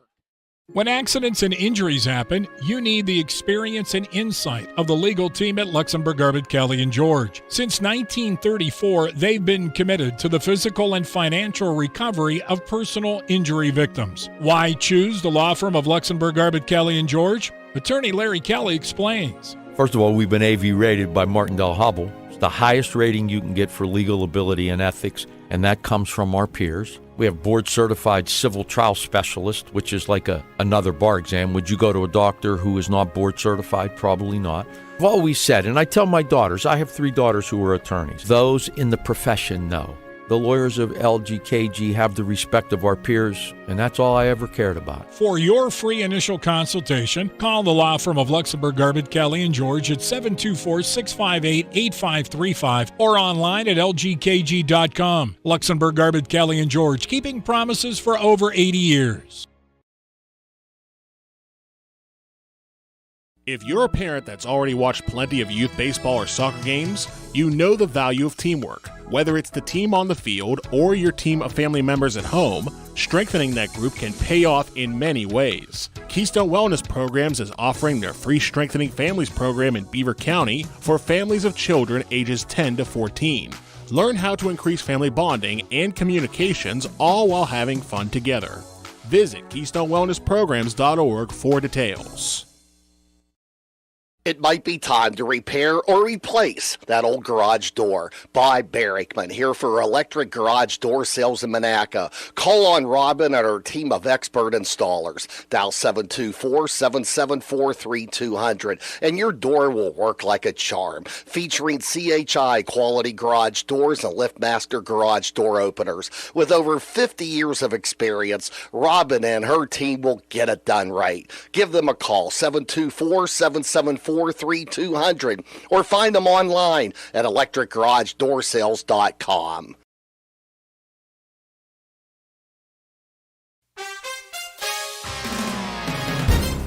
Thanks for tuning in to high school football here on Beaver County Radio, now entering our 75th year in broadcasting high school games.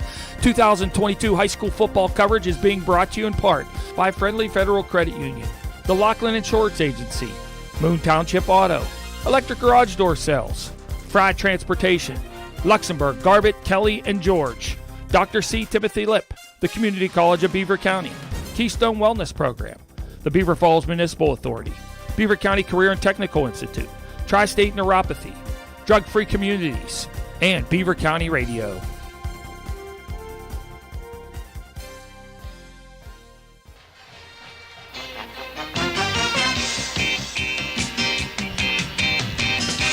And it's now time for our halftime show. The Avonworth band marching on the field. Central Valley has marched into the end zone on 4 of their 5 possessions, and the other one, a 46-yard field goal by Serafino DeSantis.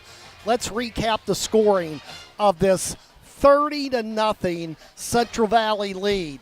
Don't let the score fool you. Avonworth had the ball down to the 9-yard line, but they were stopped on downs. And Central Valley took advantage of it as Javen Thompson on 3rd and 1, wide open for a 60-yard catch for the touchdown. DeSantis with the extra point. It was 7-0. And then DeSantis boomed the 46-yard field goal with 7:49 to go in the half to make it 10-0 Warriors. Smack at the midway point of the second quarter, Brett Fitzsimmons scores on a 63-yard run. One play it took. The kick was no good, however, and it was 16-0.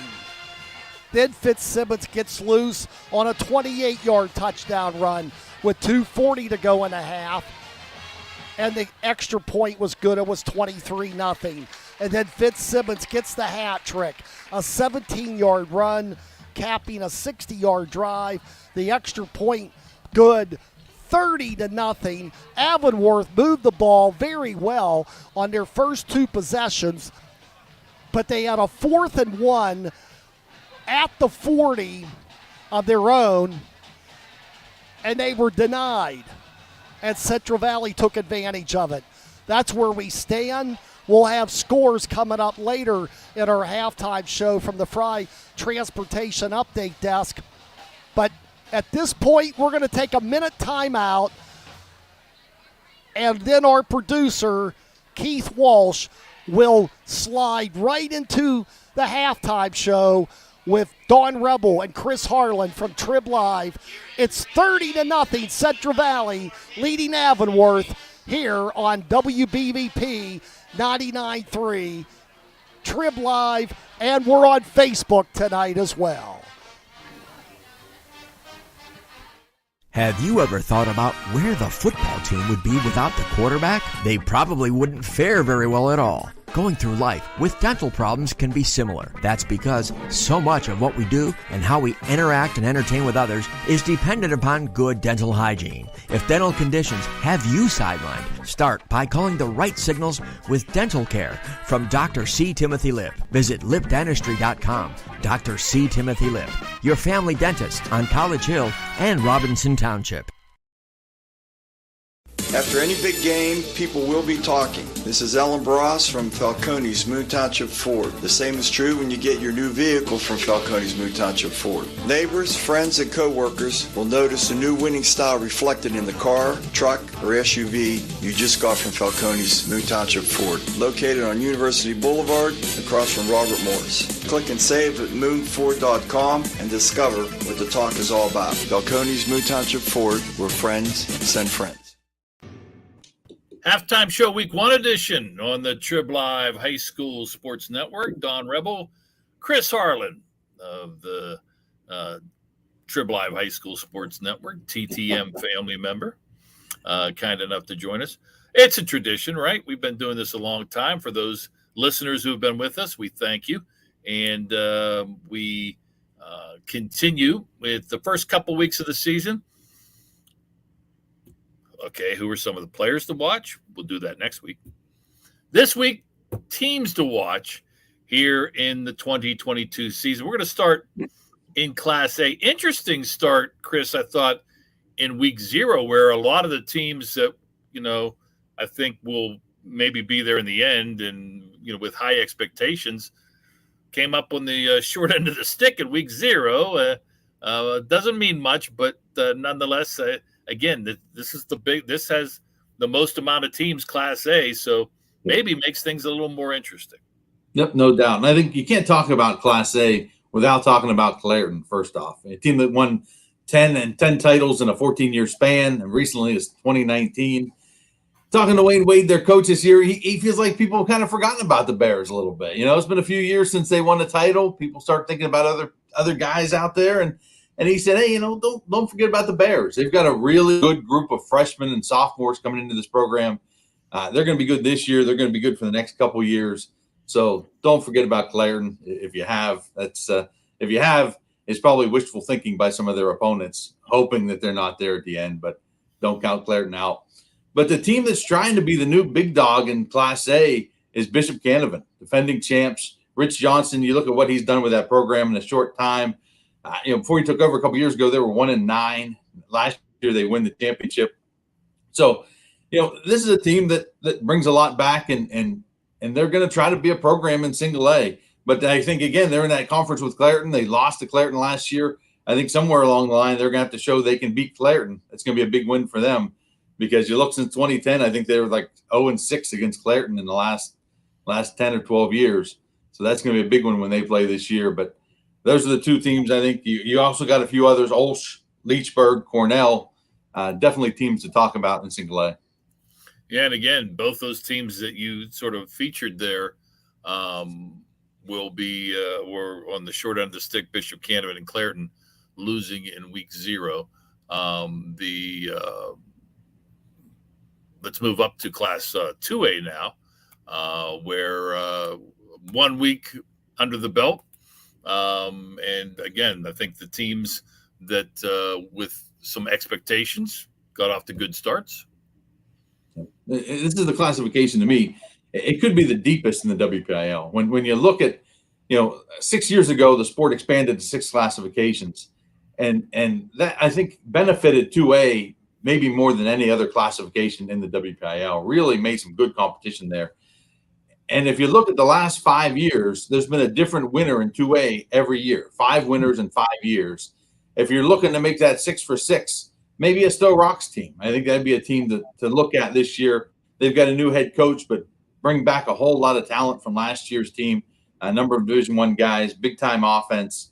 But you look right there with them, defending champ Sarah Catholic, Steel Valley, Beaver Falls, Washington.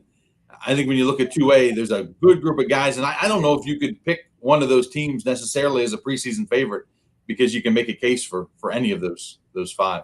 No, indeed. And most of those teams are victorious that you just mentioned in week 0. Another team maybe to watch, a sleeper team I sort of like in 2A's Allegheny Conference, is Apollo Ridge. A very nice victory in week 0 when they beat a highly touted Leechburg team with high expectations. All right, let's bump it up now to Class 3A. Yeah, all eyes in 3A are on Bell Vernon. I mean, this is the team that a year ago, they were in the 4A WPL Championship. They were the runner-up to Aliquippa. The new enrollment numbers came out. Their number went down. That let them drop to 3A, and they took it. They went to 3A. And you look at this group, they lost their quarterback, but they've got a big-time talent in the backfield in Quentin Martin, one of the top recruits in the state, running back, defensive back, kind of linebacker guy.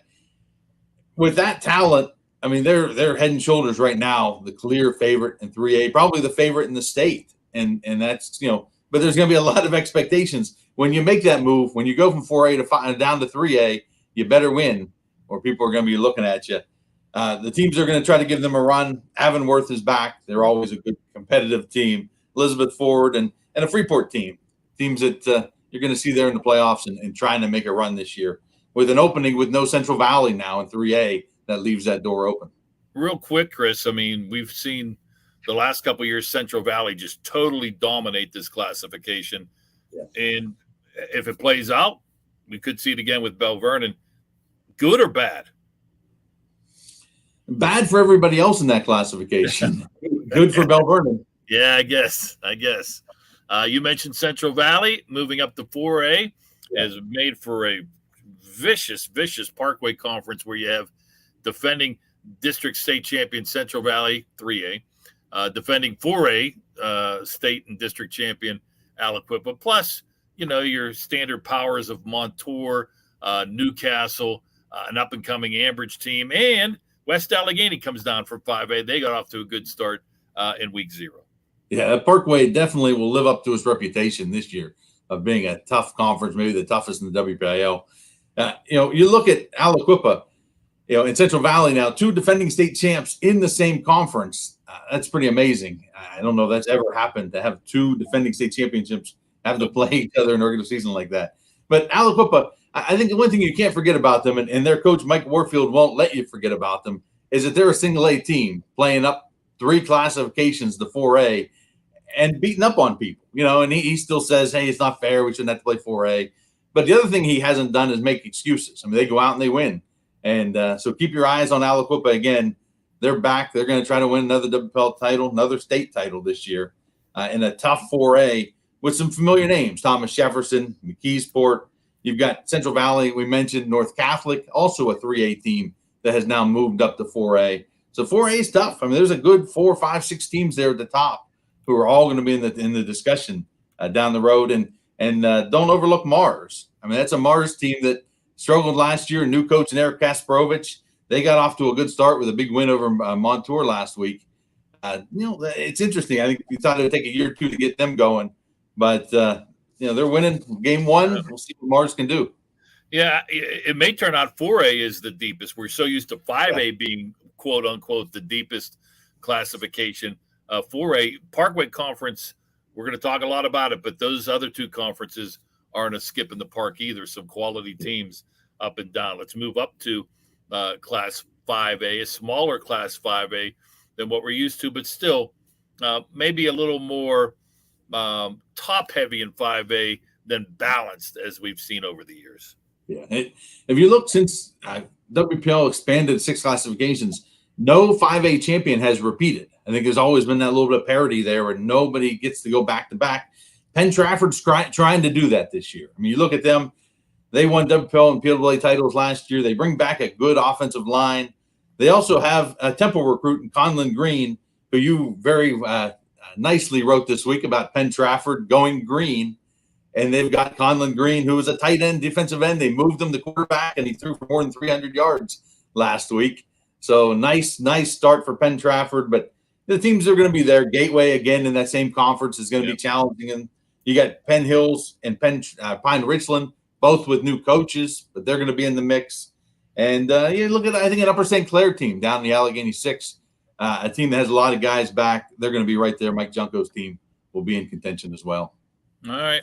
We wrap it up with 6A. We thought 6A would be competitive.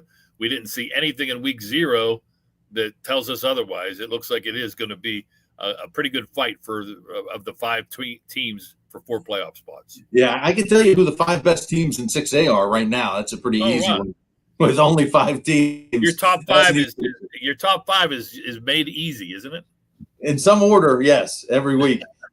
I think a team to watch there is Seneca Valley. I mean, look at Mount Lebanon, what they did last year with a big senior class. Seneca Valley's trying to do the same thing this year. Big senior class. Haven't ever won a WPL title. They were there a few years ago.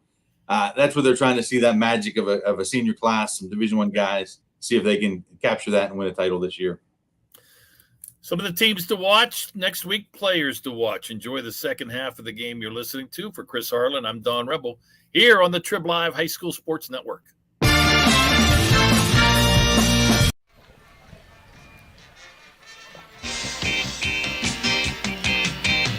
And we return to Sarge Elbert Stadium.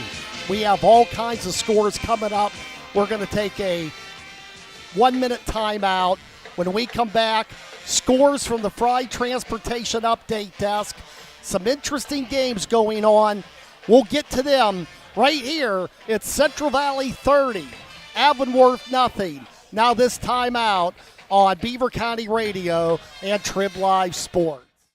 I just love my Tyler Mountain Waterman. That's something I hear all the time. This is Stefan Sasek from Tri-State Waters. I'm the guy that is out and about delivering that Tyler Mountain 100% natural spring water. I'm everywhere from New Brighton to Old Economy. Tri-State Waters delivers, and I'm the one driving the truck. From Beaver to Raccoon Township, I'm the waterman they love and the waterman that delivers. We even go to Poland, well, Ohio that is. If you need home or office delivery, call today and ask for Stefan, 724-774-4644. It's football season, and if you can see the Aquaman of Beaver County heading deep on a fly route to the end zone, it shouldn't surprise you. This is Jim Riggio, the Aquaman of Beaver County from the Beaver Falls Municipal Authority.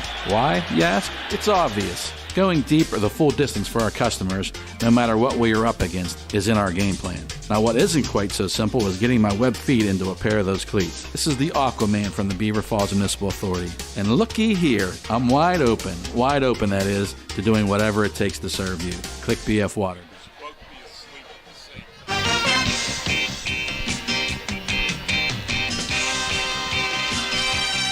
And we return to Center Township. Let's look at scores from the Fry Transportation Update Desk. At the half on WMBA, it's Ambridge 6, Freedom 6. Interesting games tonight. Up on College Hill, where we'll be tomorrow night at 7 for Geneva. Beaver Falls leads Beaver 8-6. Aliquippa has just broken the tie. It's 14-7. Clips leading Armstrong. Hopewell leads New Brighton at the half, 14-0. Highlands 7, Blackhawk no score at the break. Our Lady of the Sacred Heart 7, Rochester nothing. Southside has just taken a 7-6 lead over Riverside. Union leads Elwood City 8-0, and Montour leads Moon 7-0. John, your thoughts? Well, the Beaver Falls Beaver game is a good game, and we thought Beaver would bounce back from their loss to Western Beaver, and We know Beaver Falls has a very talented team. Won the WPIL 2 years ago, got to the final last year, and has a good number of players back from that runner-up team from a year ago. Aliquippa Armstrong is an interesting game. Aliquippa opted not to play a Week 0 game, so it's opening night for the Quips, coming off a state title. And a long trip to Armstrong, quite a long trip. You almost should have flown to Armstrong. It's such a long trip. And, so you wonder how that is. You're on the bus for a couple hours. You get out. I know you stretch your legs and get warmed up and everything, but still, it's a long day by the time you leave and get there and play the game. So, I was curious how they would react to the long trip. But, for the most part, everything up on the board here looks pretty much according to Hoyle. I don't see anything that really jumps off the page and says, wow, I didn't see that coming. Wow, yeah, but there are some interesting games going on tonight. We'll keep you posted from the Fry Transportation Instant Update Desk. Both teams getting ready to come back out on the field. We're a few minutes away from the second half kickoff. And one other game in baseball. Pirates trail Toronto 2-0 in the fourth. We'll have Geneva tomorrow night as Gino DeMarco begins his 30th season at the helm. Geneva hosting Worcester out of Ohio. Bruce, Fry, and me will be on the air at 7, and we'll have the Pirates on Sunday just after 12. We'll take this time out. We'll be back in 2 minutes where Central Valley leads Avonworth 30-0. You're listening to high school football on Beaver County Radio and Trib Live Sport. If you're a parent that's already watched plenty of youth baseball or soccer games, you know the value of teamwork. Whether it's the team on the field or your team of family members at home, strengthening that group can pay off in many ways. Keystone Wellness Programs is offering their free Strengthening Families program in Beaver County for families of children ages 10 to 14. Learn how to increase family bonding and communications, all while having fun together. Visit KeystoneWellnessPrograms.org for details. After any big game, people will be talking. This is Ellen Bross from Falcone's Moon Township Ford. The same is true when you get your new vehicle from Falcone's Moon Township Ford. Neighbors, friends, and co-workers will notice the new winning style reflected in the car, truck, or SUV you just got from Falcone's Moon Township Ford. Located on University Boulevard, across from Robert Morris. Click and save at moonford.com and discover what the talk is all about. Falcone's Moon Township Ford, where friends send friends.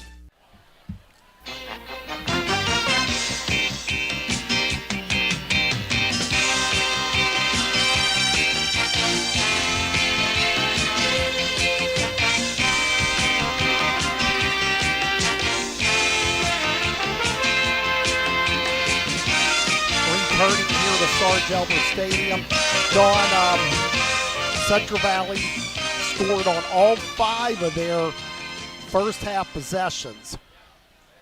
Now, to keep it from being a mercy game, Avonworth can give up no more than a field goal on Central Valley's first series here in the third quarter. Well, the way Central Valley is operated on offense, I think that would be a win for Avonworth if they held them to just a field goal. The Central Valley offense is really, really clicking tonight. Been very impressed. Every time they've had the ball, they've scored. They've hit some big plays.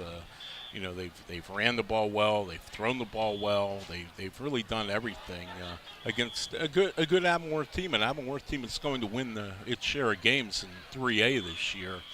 So I suspect, Bob, that clock's going to be running at some point here in the second half because, Avonworth actually didn't play a terrible first half, as we talked about there at the beginning of halftime, and they're still down 30-0, which speaks not so much badly on Avonworth as it speaks to how good Central Valley has been.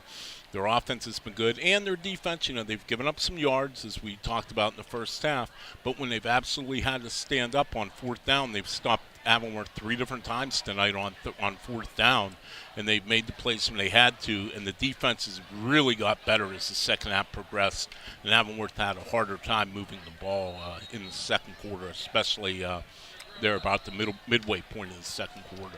John, of course we'll never know, but if Avonworth scores on either of their first two possessions where they did move the ball very well, I'm not saying we're in a tie game, but you'd at least like to believe that Avonworth would be close right now. But after not scoring on that long drive that ended at the 9-yard line and then being stopped on 4th down and goal at the 40, and then the quick touchdown by Brett Fitzsimmons, I just have to wonder if heads weren't starting to hang for Avonworth. And when you do that against Central Valley, you're in trouble. Absolutely. Yeah, I agree with you. I think there was definitely momentum killers for the Worthies. At the 5-yard line. And breaking a tackle and getting near the 30 and to about the 31 goes Javen Thompson. Of course, we'll have our CCBC players of the game to announce in the post-game show tonight.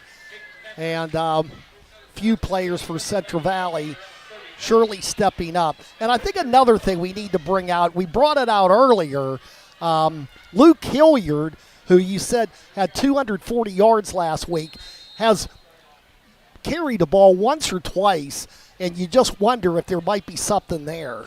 Yeah, you've got to believe he's hurt, some sort of injury, because I just can't imagine a guy runs for 240 yards one week and you basically take him out of your game plan the next week. Brett Fitzsimmons with the run, and they get to him. Nice tackle made by Gabe Bonnet of the Antelopes, and that's going to be a loss of 2.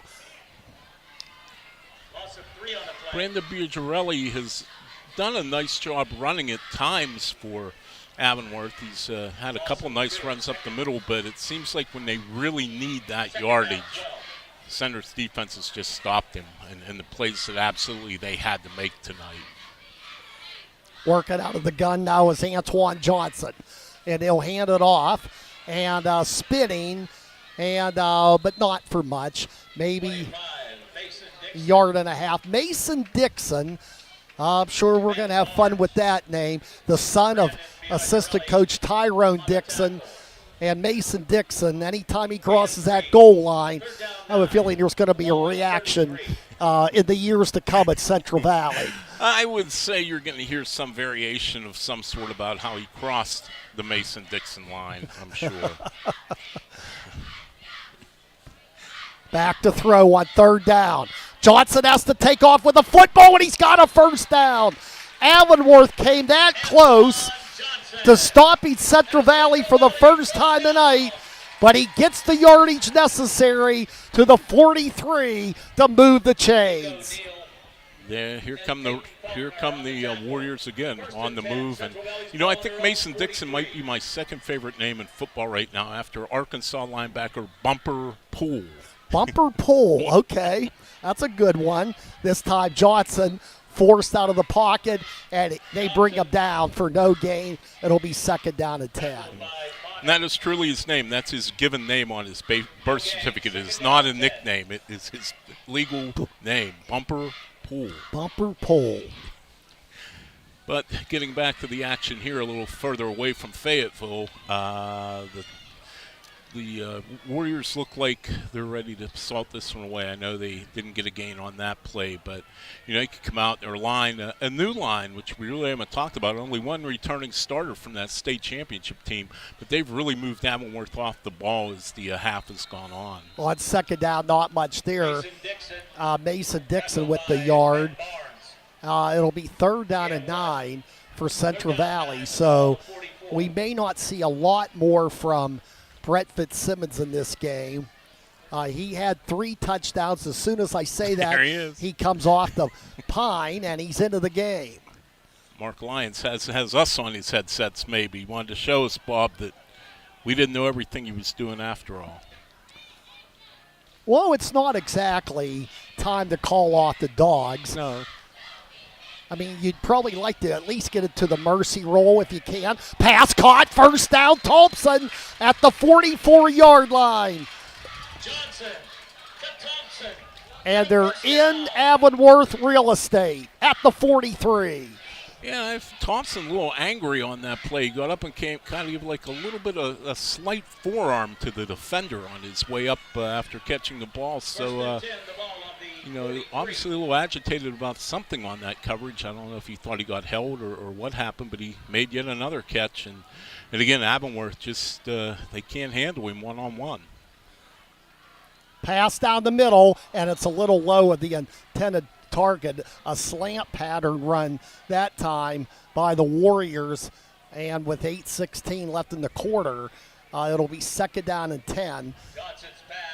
The intended receiver, that was Rylan Jeter, who he was looking for, well short of the mark. It's second and 10, Central Valley. You're right, Bob. You're kind of, if you're Mark Lyons now, I mean, it's going to take a Herculean effort by Avonworth to come back and win this game, and I think the chances of that, quite frankly, are slim and none. But you want to get your guys some work because it's still early in the season, but you also don't want to wear your guys out, especially if you have plans on playing a lot more than just the regular season schedule, which I'm sure they feel they can make another long run this year. Fitzsimmons with the call, gets 3 around the right end. Bring up third down at 7. 8 minutes to go in the third quarter. Central Valley has not been stopped on offense all night. 4 touchdowns and a 46-yard field goal by Serafino DeSantis. It's 30-0. Avonworth looked good offensively their first couple possessions. They cooled off since. And Johnson in some trouble, and he tries to get rid of the football. Are they going to say that he got rid of it?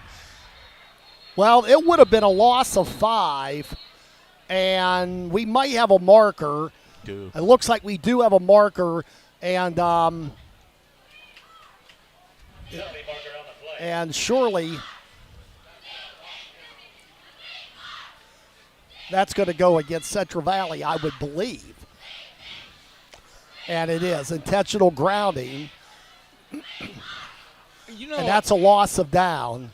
So it's 4th down. I think Antoine Johnson said, hey, let's go for it. We're on a roll. But with 4th down and about 17 to go for the first down, well, more than that, they mark it way back at the 46. 4-14, 21 yards needed for the first down. This will be the first time that Central Valley is bringing in their punting unit. And this one goes over the helmet of Thompson. He's going to get it. He is going to kick it away because there was no rush, and he does salvage something out of it, gets it out of bounds at the Avonworth 46. And that's where the Antelopes will take over at the 7:22 mark. Another athletic play by Thompson, this time on what could have been a disastrous play for the Warriors. He did a great job. And, he got a pretty good kick out of it, considering he was on the run. So, what could have been a bad play turns into an okay play. Avonworth, good field position. It's 46. But they could have had the ball at about the 10-yard line if Thompson wouldn't have retrieved it and kicked it away. First down, Avonworth at their own 46. This has happened all night, Bob, and I'm not sure why. It's at least 6 or 7 plays where they line up, then stop and look over to the sideline. Yeah, I believe, and this time on the pass, and they're going to get about 7, maybe 8 yards to the 46 of Central Valley. I'm not sure if it was Avonworth last year, but there was another team, and I can't recall offhand. It was every play they were looking to the sideline. Yeah. And, it seems to me it was a successful team, but I don't know. I mean, at times you think, well, maybe are they breaking rhythm? And again, yeah. You know, I know they're running the no huddle, and that's a lot to ask for a high school team, even with an experienced quarterback like Harper, to try to get your team set and ready to go without the benefit of a huddle. This time on the run, they're not going to get it there. Hilliard, and that's the first time we called his number for a while, and basically gets back to the line of scrimmage. It's 3rd down and 3. You know, I want to go back to an intentional grounding call for a second. The way it was explained to me, I know they modified the rule this season in high school, the National High School Federation, and you can throw the ball away when you're out of the pocket. To me, it seemed like that Johnson was out of the pocket when he got rid of the ball, but apparently the officials thought otherwise and gave him the intentional grounding call. But I think that's part of the reason why Mark Lyons was so upset. Ball deflected in the air, and getting his hand on the football, and that was Mason Dixon. Well, at this point, you know that Avonworth's going to go for it on 4th down and 3 at the 47 of CV. Oh, I think they have no choice here, down by 30. They can't, especially on the Central Valley side of the field. They really have no choice but to go for it. Now back to throw, the pass, and it's bobbled. No, there's going to be a flag. The official said there was contact, and that's going to be an interference call against Central Valley and an automatic 1st down.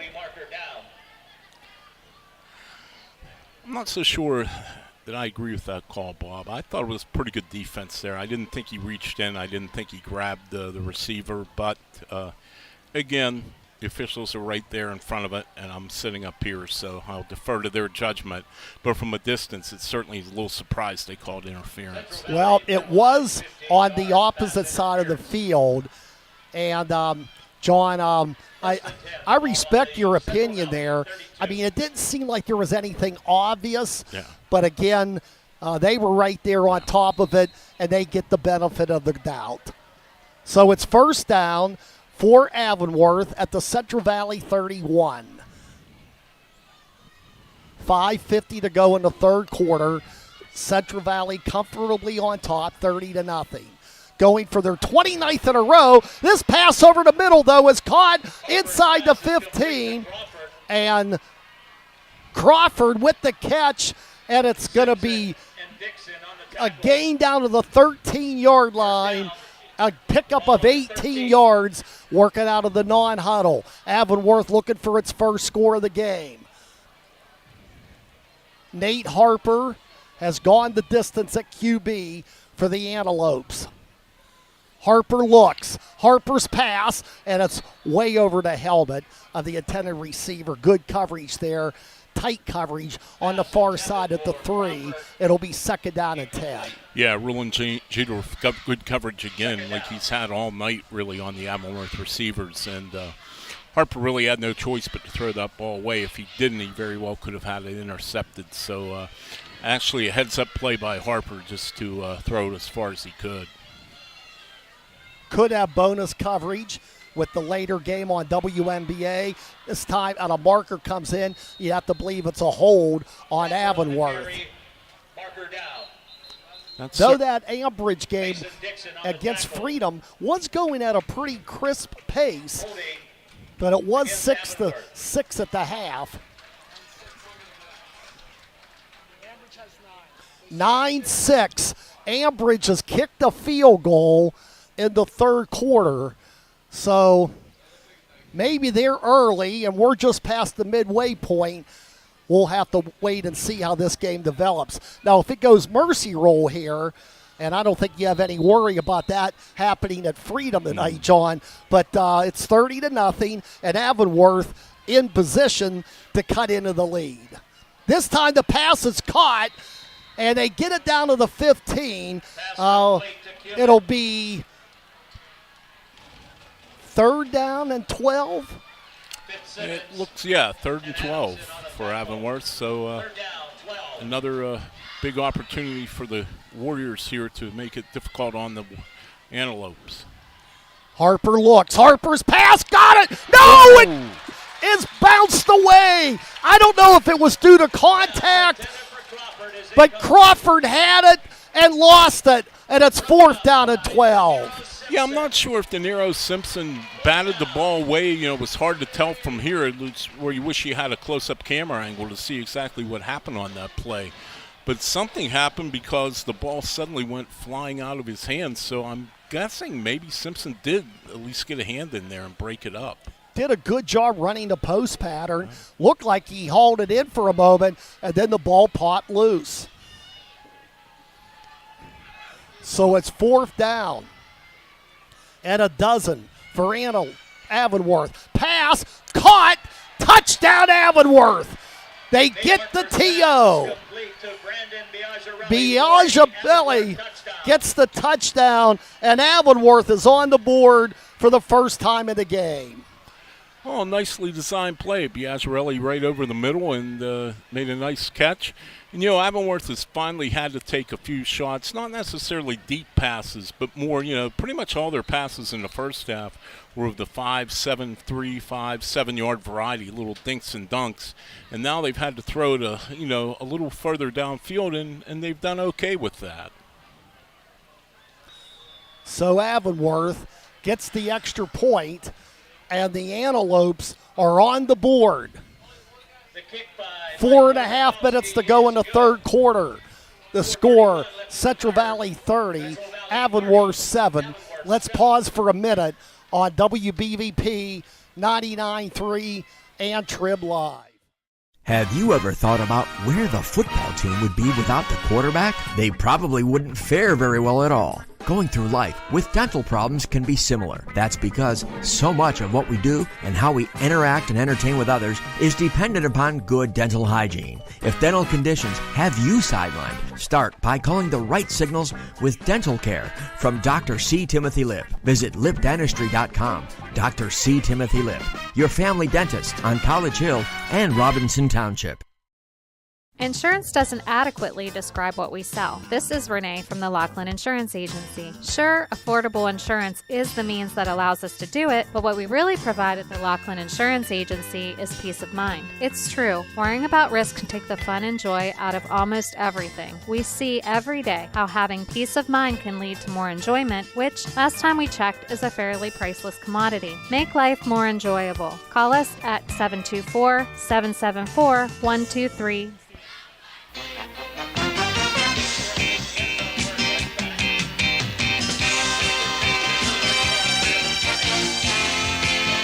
And the kick goes into the end zone for the touchback. And Central Valley will take over at the 20. And their defense gives up its first touchdown of the night. It's 30-7 Warriors. And Central Valley moving toward the scoreboard from our vantage point at their own 20.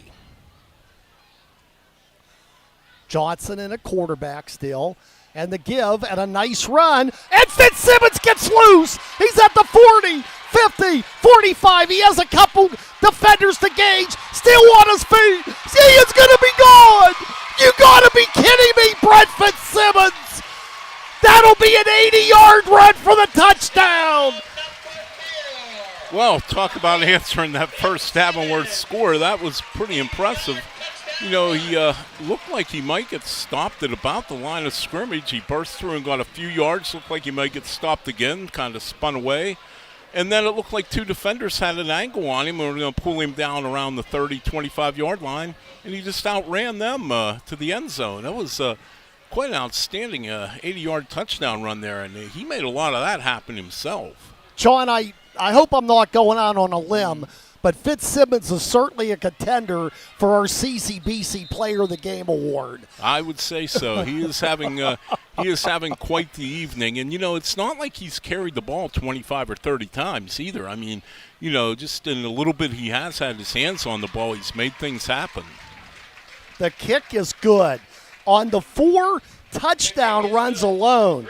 91.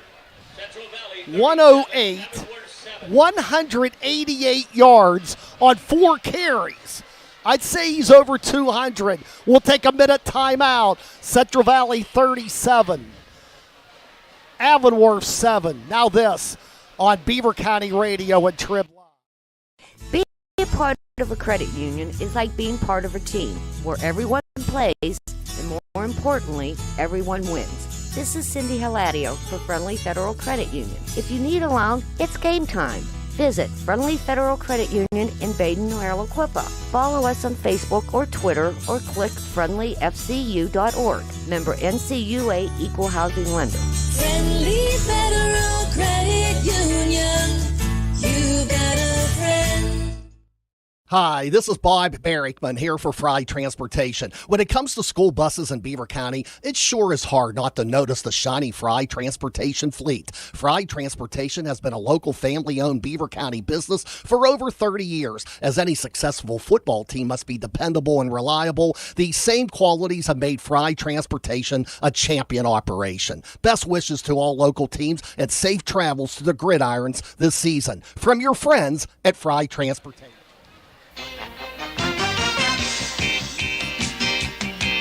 And the kickoff and the return just past the 20.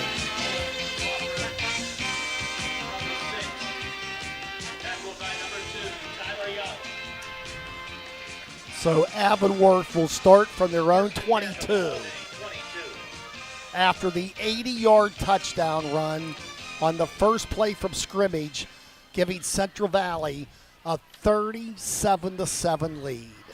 Yeah, that was impressive. We talked about Avonworth getting frustrated in the first half. Well, I don't think their frustration's gotten any better now. They finally score. They put together a nice little drive, a nice touchdown pass, and boom, they get hit with an 80-yard touchdown run on the very next play. So, again, credit to Central Valley. Every time they've needed to make a play, every time that they've needed to make a defensive stop, they've made it tonight. Pass by Harper, and it goes incomplete. Second down. Well, just when you thought that the mercy roll was maybe a distant possibility, Fitzsimmons makes it a realistic one again with the lead back up to 30. Yeah, it does. Yeah, still, over 15 minutes left in this game total, 3:49 in the third quarter. It's very well. Center scores pretty much every time they've had a hand on their ball, but once tonight. So, I think it's certainly within grasp, the mercy rule. And it certainly, if nothing else, it seems like Central Valley can extend that Beaver County record winning streak. Pass wide 29. open receiver. And that is Biagera. No, No, actually, that was number 5, Andrew Kubin. Biagirelli certainly has a leg up for the CCBC Player of the Game award for the Antelopes. And a first down out to the 45-yard line. 3:42 to go in the third quarter. Central Valley, no danger now in trying for their 29th win in a row. They haven't lost since December 7th of 2019, a game in which they led 14-0 after 3 quarters, only to see Wyoming come back with 3 touchdowns. Little did we know that would be their final loss. Here we are in the early part of 2022. This time on the run and getting huge yardage and another first down. Keeping the ball was Harper. He totally fooled the Central Valley defense, and it's a first down at the 42. Obviously it's very easy to second guess now with the game out of hand. But if you're Duke Johncore, the way these last 2 plays have unfolded, they've thrown the ball down the field and they ran an option play and they both worked well. You wonder if he doesn't kind of wish he maybe sprinkled some of those type of plays in the first half. And they did have a good game plan. I mean, they did mix things up, but we didn't see any of this in the first half. And maybe it would have been a little bit different if they'd have tried some of these plays. And the pass, and it's off the fingertips, and it could have been intercepted at the 30. So a couple near misses, the reception, and then almost coming up with the INT is De Niro Simpson. Comes up a little gimpy. He'll trot off the field for a play or 2, and it's now second down and 10. Yeah, he nearly made a heck of an interception there. Just missed it. Would have been a nice diving interception. So, he's shaking up. I think he's going to be okay. He doesn't look this one is off the hand on the snap. Harper's pass, and it's bobbled. as the intended receiver was Cuban. It'll be third down, and we have a holding call. That would have gone for naught anyway. I would imagine that Mark Lyons would decline this penalty. It would make it third down and 10. No, he's going to take it, it looks like. All right. He respects that Avonworth offense. So that'll move the ball back on the Avonworth side of the field, back at the 40. Well, that was a real big loss with the penalty yardage. They need 28 yards. And this time the little slip screen, they got a receiver, but the receiver loses his footing on the turf. So a short pickup after all. Hilliard. And Hilliard, well, maybe this was a sign at kickoff time. Hilliard might just be a cramp, and you hope it is, because Hilliard is going to be a key player for an Avonworth team that I think is still seriously a contender in 3A. Oh, yeah, I think there's no doubt. I mean, they ran into a two-time defending state champion tonight, a team that certainly looks like they're in for another big year based off what they've done in the first 2 weeks of the season and knowing their tradition and knowing their coaching staff and knowing the players they have. So, I think Avonworth, it's one of those games where you say, yeah, it was kind of a painful one. We got beat pretty badly here. But I think you have to consider the competition and realize, look in the mirror, and they still have a good team. They have talent. And again, to reiterate it, I know they're down 30, but if you watch the game and didn't look at the scoreboard, you would think it was a closer game than this. And I do think Avonworth will have its share of victories this year. Hilliard gets up under his own power, walking slowly off the field. He'll come out for a bit with 2:23 to go, and it's third down and 23 for Avonworth. Want to thank Curtis Walsh and Matt Dursick helping out tonight with the Facebook production. And this time, a sack. Will it go as a sack? I believe it is behind the line of scrimmage. And we want to thank Keith Walsh, Curtis's dad, for being our producer tonight. Keith and Bruce Fry will be your primary hosts for the Falcones Moon Township Ford wrap-up show after our coverage. And we'll see if we get bonus coverage of Ambridge and Freedom. It was 9-6 Bridgers in the third quarter on WNBA with Mike Azadian and Bruce Fry. And the kick, wobbly. There will not be a return, and it takes a nice Avonworth roll, and it's going to go out of bounds at the 7-yard line. So with that roll, that's going to be a 49-yard punt. First and 10, Central Valley's ball on their own 6-yard line. With a minute 24 to go in the third quarter. Trying to get scores from other games.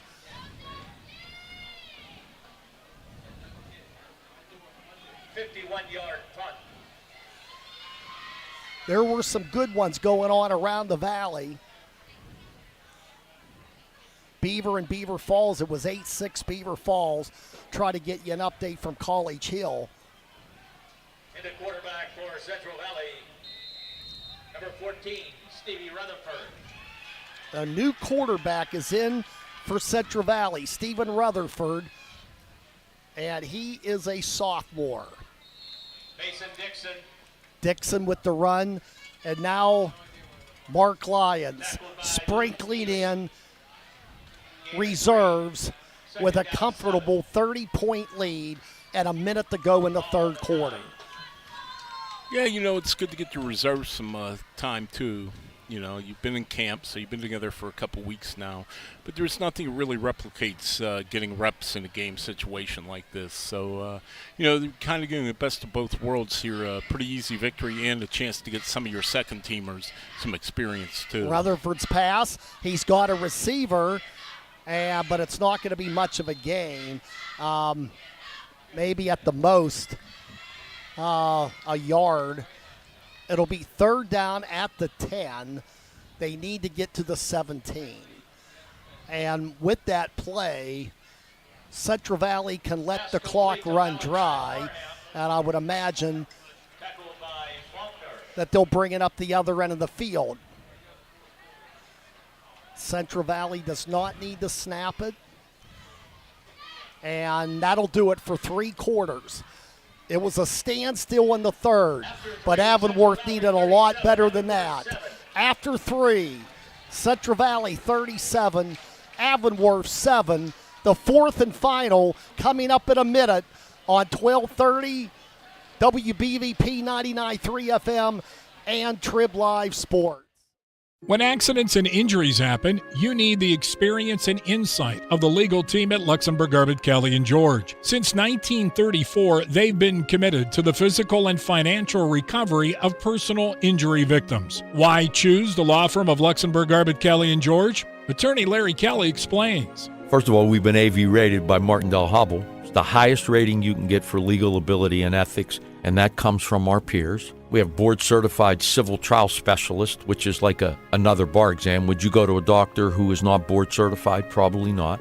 I've always said, and I tell my daughters, I have 3 daughters who are attorneys. Those in the profession know. The lawyers of LGKG have the respect of our peers, and that's all I ever cared about. For your free initial consultation, call the law firm of Luxembourg, Arbit, Kelly & George at 724-658-8535 or online at lgkg.com. Luxembourg, Arbit, Kelly & George, keeping promises for over 80 years. What I see, yeah.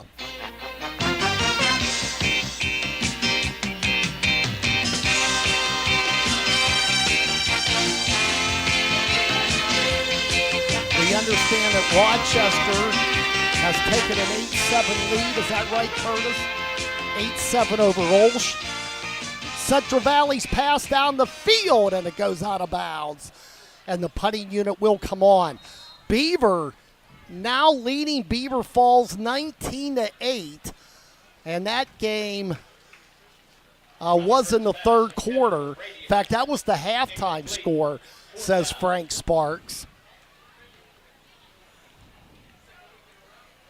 And Hopewell now leading New Brighton 21-0. Hopewell trying to snap a 12-game skid, and New Brighton trying to get its first win under new coach Tony Keltori. And we're going to have a timeout on the field just 5 seconds into the fourth quarter. We'll take a minute break. Central Valley 37, Avonworth 7. Now this on Beaver County Radio.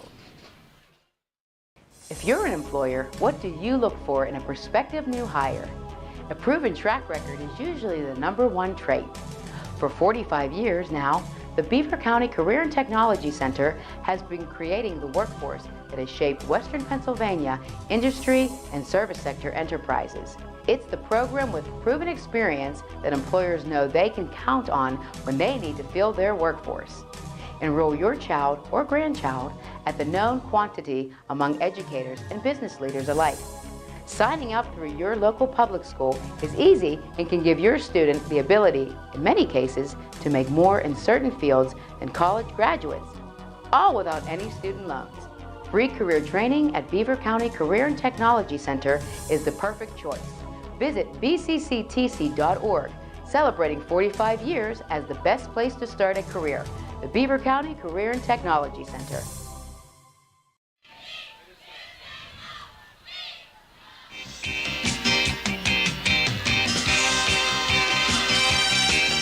And the punt will roll dead at the 37.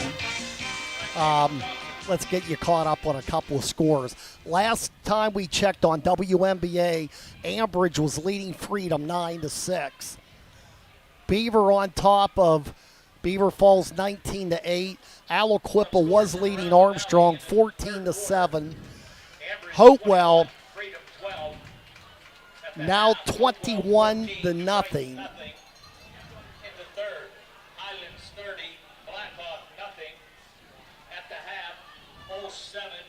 Rochester, nothing. At the half, Southside 7, Riverside 6. And at the half, Aliquippa 14, Armstrong 7. And you might be hearing the voice of longtime public address announcer Mike Rossi, who doubles as the Beaver County Prothonotary. He's done a great job with this Central Valley program for many, many years. Mike Rossi, a name synonymous yes. with Center High School athletics and Central Valley High School athletics for seemingly ever. Yeah, he might be, I don't know, maybe John Dudo of Western Beaver. After that, Mike's got to be the longest tenured PA announcer in the county. Yeah, I would say that's the case. John Dudo was the PA announcer at Western Beaver when I was in school, and I haven't been in school for a real long time. Always great to go to industry. See John Dudo. Won't be quite the same, though, because of the passing of Rich Niabala, the field named in his honor. And Rich left us a couple months ago, and that really hit a lot of people hard. It really did, Bob. Rich was one of the most popular coaches in the Beaver County area, coached at Western Beaver for over 30 years, and missed by a lot of people, including myself.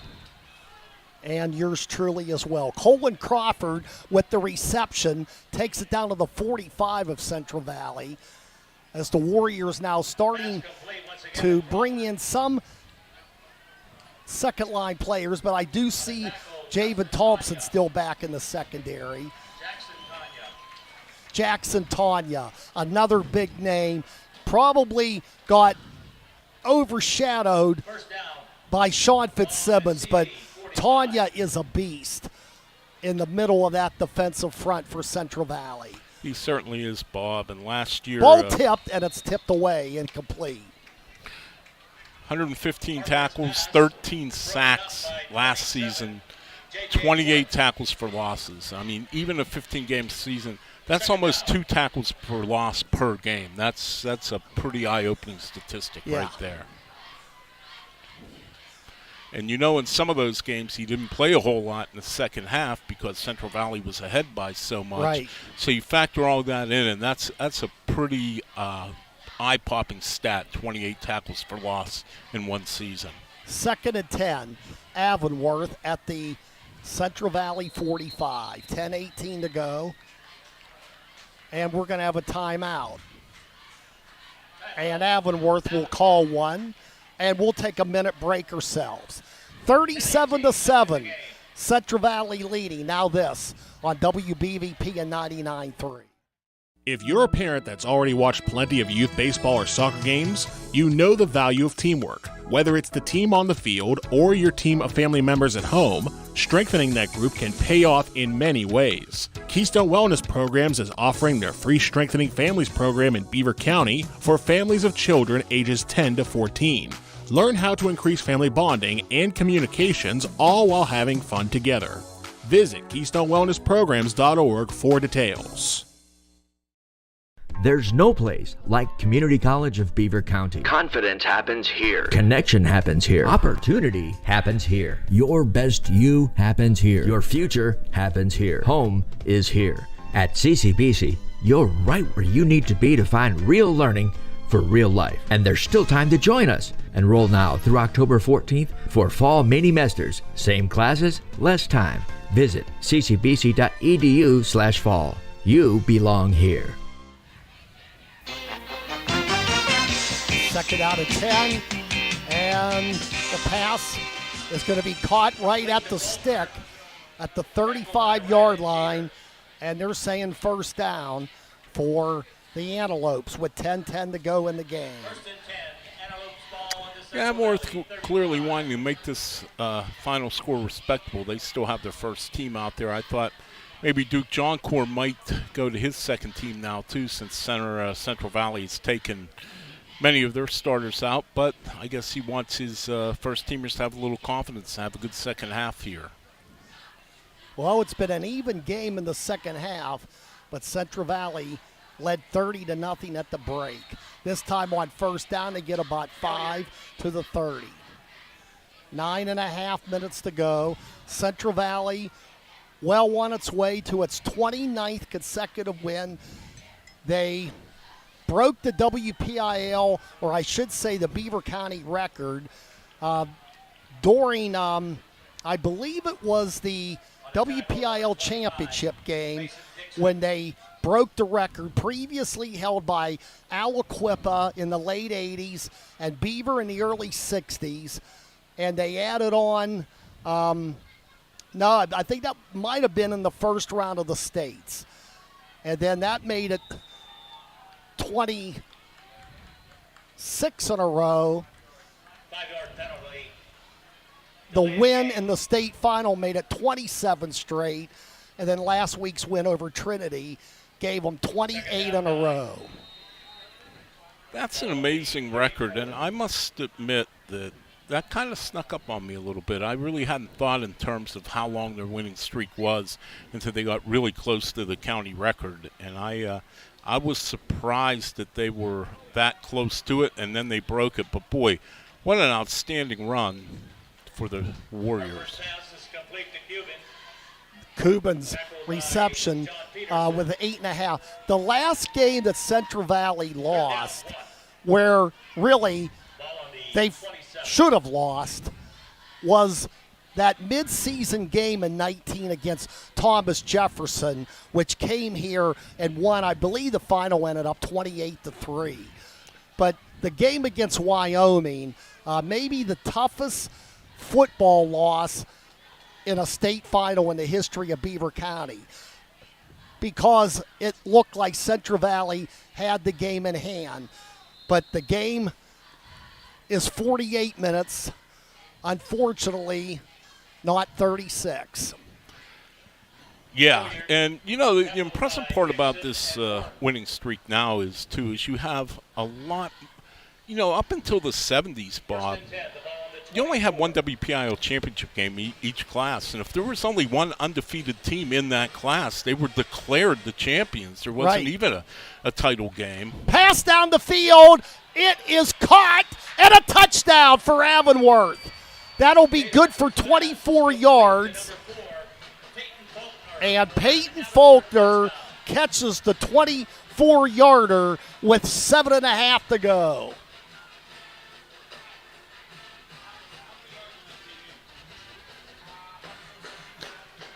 Yeah, Avonworth a little too late, but you can see why they are well regarded. They're finally moving the ball the way they did against Mercer last week. And, again, it's easy to second guess, but you wonder why they didn't throw the ball downfield a little bit more when the game was still close. And the extra point good by Mike Ozakowski. And that sends us into a commercial break. 7.5 to go. Central Valley 37, Avonworth 14. Let's take a minute timeout on Beaver County Radio and Trib Live Sports. I just love my Tyler Mountain Waterman. That's something I hear all the time. This is Stefan Sasek from Tri-State Waters. I'm the guy that is out and about delivering that Tyler Mountain 100% natural spring water. I'm everywhere from New Brighton to Old Economy. Tri-State Waters delivers, and I'm the one driving the truck. From Beaver to Raccoon Township, I'm the waterman they love and the waterman that delivers. We even go to Poland, well, Ohio that is. If you need home or office delivery, call today and ask for Stefan. 724-774-46. After any big game, people will be talking. This is Ellen Bross from Falcone's Moon Township Ford. The same is true when you get your new vehicle from Falcone's Moon Township Ford. Neighbors, friends, and co-workers will notice the new winning style reflected in the car, truck, or SUV you just got from Falcone's Moon Township Ford. Located on University Boulevard across from Robert Morris. Click and save at moonford.com and discover what the talk is all about. Falcone's Moon Township Ford, we're friends. And the kickoff, and being stopped right at the 20-yard line. And that's where Central Valley will put it in play with 7:24 to go. Listen to this one from the Fry Transportation Update Desk. Aliquippa and Armstrong dead even late in the third quarter, 14-all. Aliquippa lost a single game last season, and that was the Central Valley in a non-conference game. But Armstrong is giving the Quips fits tonight in the Aliquippa opener.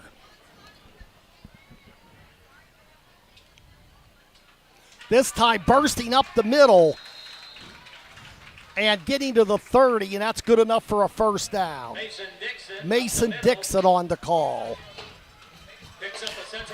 Mason Dixon did a good job running behind his line there, Bob, for a 10-yard gain. And, I'd be remiss on the Fry Transportation Update desk not to wish owner DJ Fry a happy belated 40th birthday. There we other go. Oh, we thank DJ and his great support. And, Bob, I remember when he was born, which makes me feel very old. But anyway, 37-14 here. Yeah. We're going to try to get an update from Keith Walsh on Ambridge and Freedom. It was 9-6 Ambridge at last check on WNBA.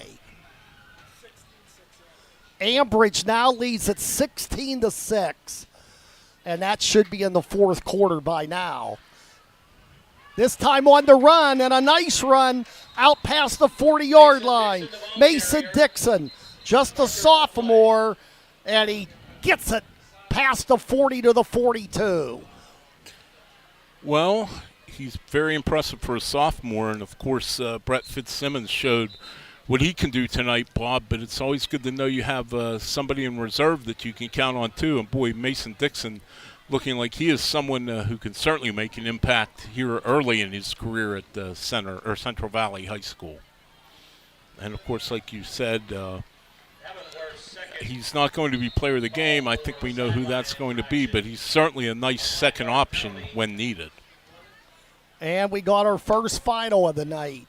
Highlands 23, Blackhawk nothing. The ball is the 47.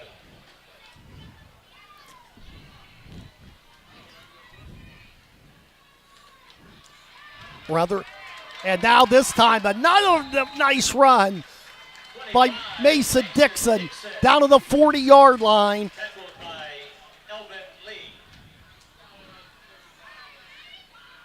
The quarterback, now Stephen Rutherford for Central Valley at the midway point of the fourth period. Boy, Dixon really hits the hole hard, Bob. Really goes right up in the hole, and he can accelerate once he gets past the line. He's got, you can tell he hasn't broken a long run yet, but the runs he has you can see he really gets into acceleration mode fast once he gets past the line of scrimmage. Oh, his dad, Tyrone, a fine player, outstanding coach. Coached a while at the collegiate level. And Don Lindsay gets the call, and he gets about 5 to the 36-yard line.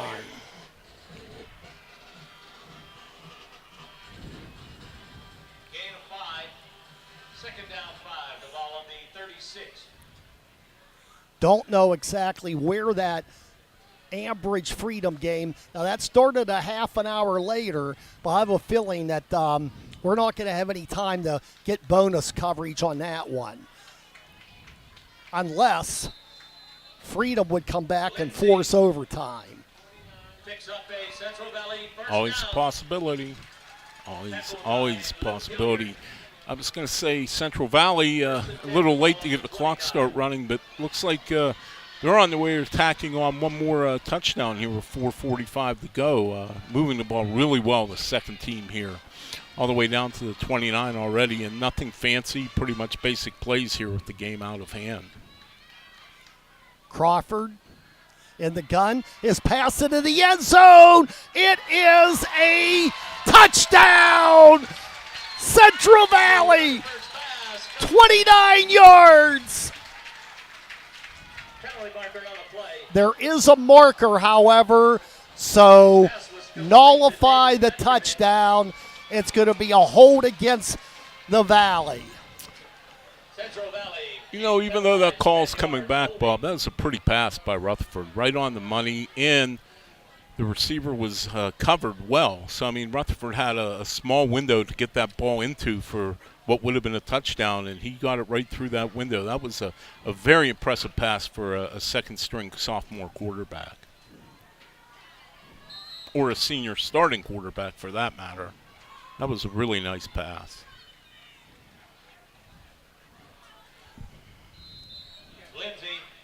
Lindsay with the carry gets it to the 40. 4:15 to go. And the guy kind of gets ripped off a little on that play. David Fetkovich would have been his first high school touchdown. And he made a nice catch, but I'm sure we'll have more opportunities down the road to do that again. Second down, very long. This time on the run to the right side. They'll get about 7. Parham with the carry as Mark Lyons getting a good look at some of his second-line players. Ball now is at the 34-yard line with 3.5 to go in the fourth period. You know, and these kids are getting a lot of reps here. This isn't just come in for the last 2 minutes and fall on the ball. They've played significant minutes. They came in, there was still a minute left in the third quarter. Best of both worlds here, Bob. You play your starters and you get some of your young kids some snaps. Loose ball. This is going to be our first turnover of the game. Avonworth recovers a fumble after Rutherford was hit. The ball was loose, and the recovery by Hilliard. And after all of this, our first turnover of the entire game.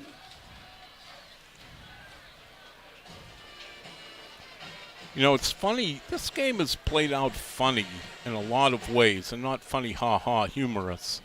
You know, we talked for a long time how the score wasn't indicative of how well Avonworth has played.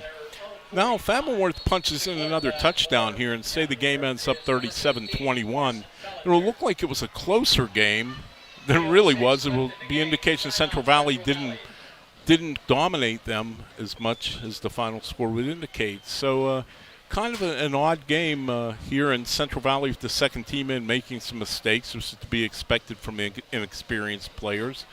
And Avonworth keeping their first team in, trying to keep it as close as possible and maybe make the final score look respectable. 28-0 now. Hopewell leading New Brighton.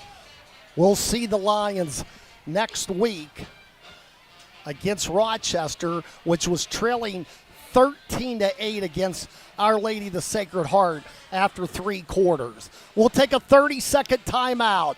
Just over 3 to go. 37-14 Central Valley on Beaver County Radio. If you're a parent that's already watched plenty of youth baseball or soccer games, you know the value of teamwork. Whether it's the team on the field or your team of family members at home, strengthening that group can pay off in many ways. Keystone Wellness Programs is offering their free Strengthening Families program in Beaver County for families of children ages 10 to 14. Learn how to increase family bonding and communications, all while having fun together. Visit KeystoneWellnessPrograms.org for details.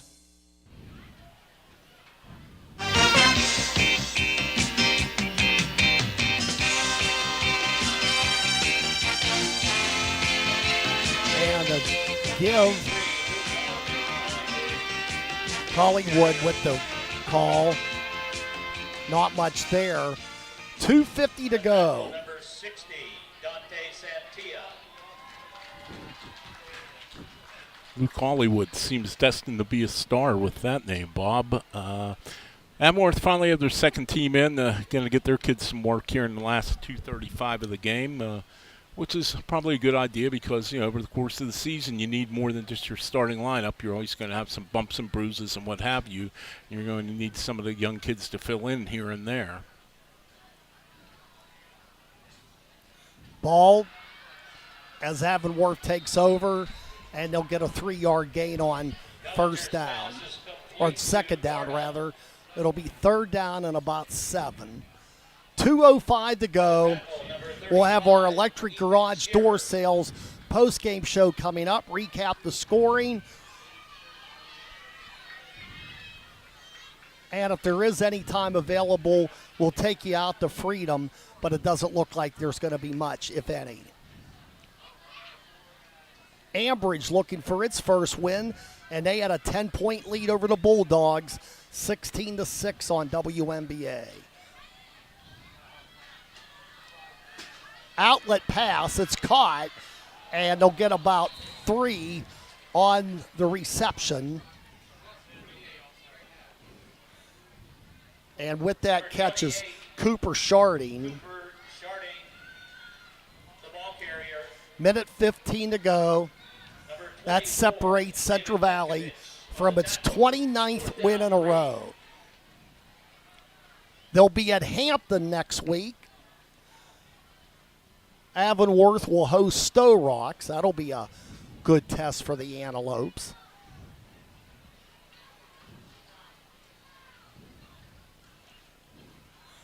Fourth down pass. It's caught. Pass complete to number 27. Jacob Flag down. It looks at the line of scrimmage, so let's see what they call. Forced out by Petkovich. John, you spotted the marker. It's on the Central Valley logo at the 46-yard line. And it's going to be roughing the passer against Central Valley.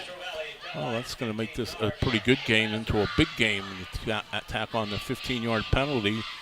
And Avonworth be knocking on the door, and like I was saying, they might make the score look a little bit closer than how the game really went. Look what happened last week. It was 43-6. 2 late touchdowns against second and third line players for Trinity made it 43-20. The only thing that really hurts is your points per game average defensively. I thought you were going to say Gardner rolling point. out. Yeah, I know. Gives me cold sweats, Bob. Gardner points. Don't say that. Well, the Gardner points, back in the day, they really meant a lot. But once head-to-head competition became the first tiebreaker, it made the Gardner points less significant, but still it comes into play for especially those second and third and fourth playoff spots.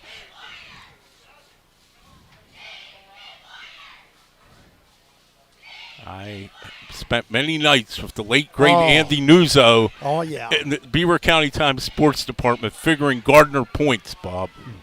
Pass into the end zone. Wide open touchdown. That'll go for 10 yards. Bellinger's pass is complete in the end zone to number 27. Jacob Haney. So the final score will look more respectable with 31 seconds to go.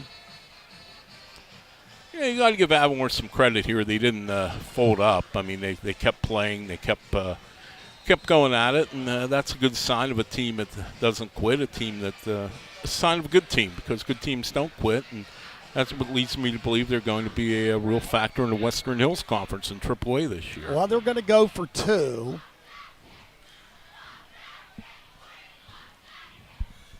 And rolling out, looking, and the pass, and it is caught for the 2. Makes it 37-22. We'll take our final timeout for 30 seconds. Central Valley 37, Avonworth 22 on WBVP and 99.3 FM.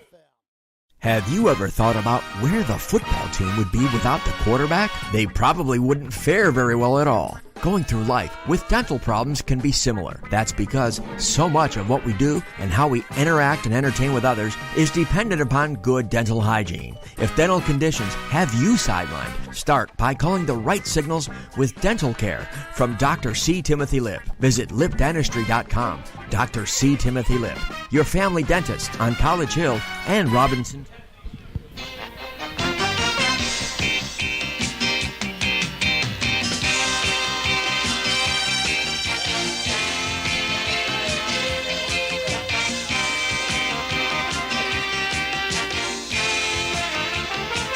So maybe a time for a kickoff and a play, and that should do it.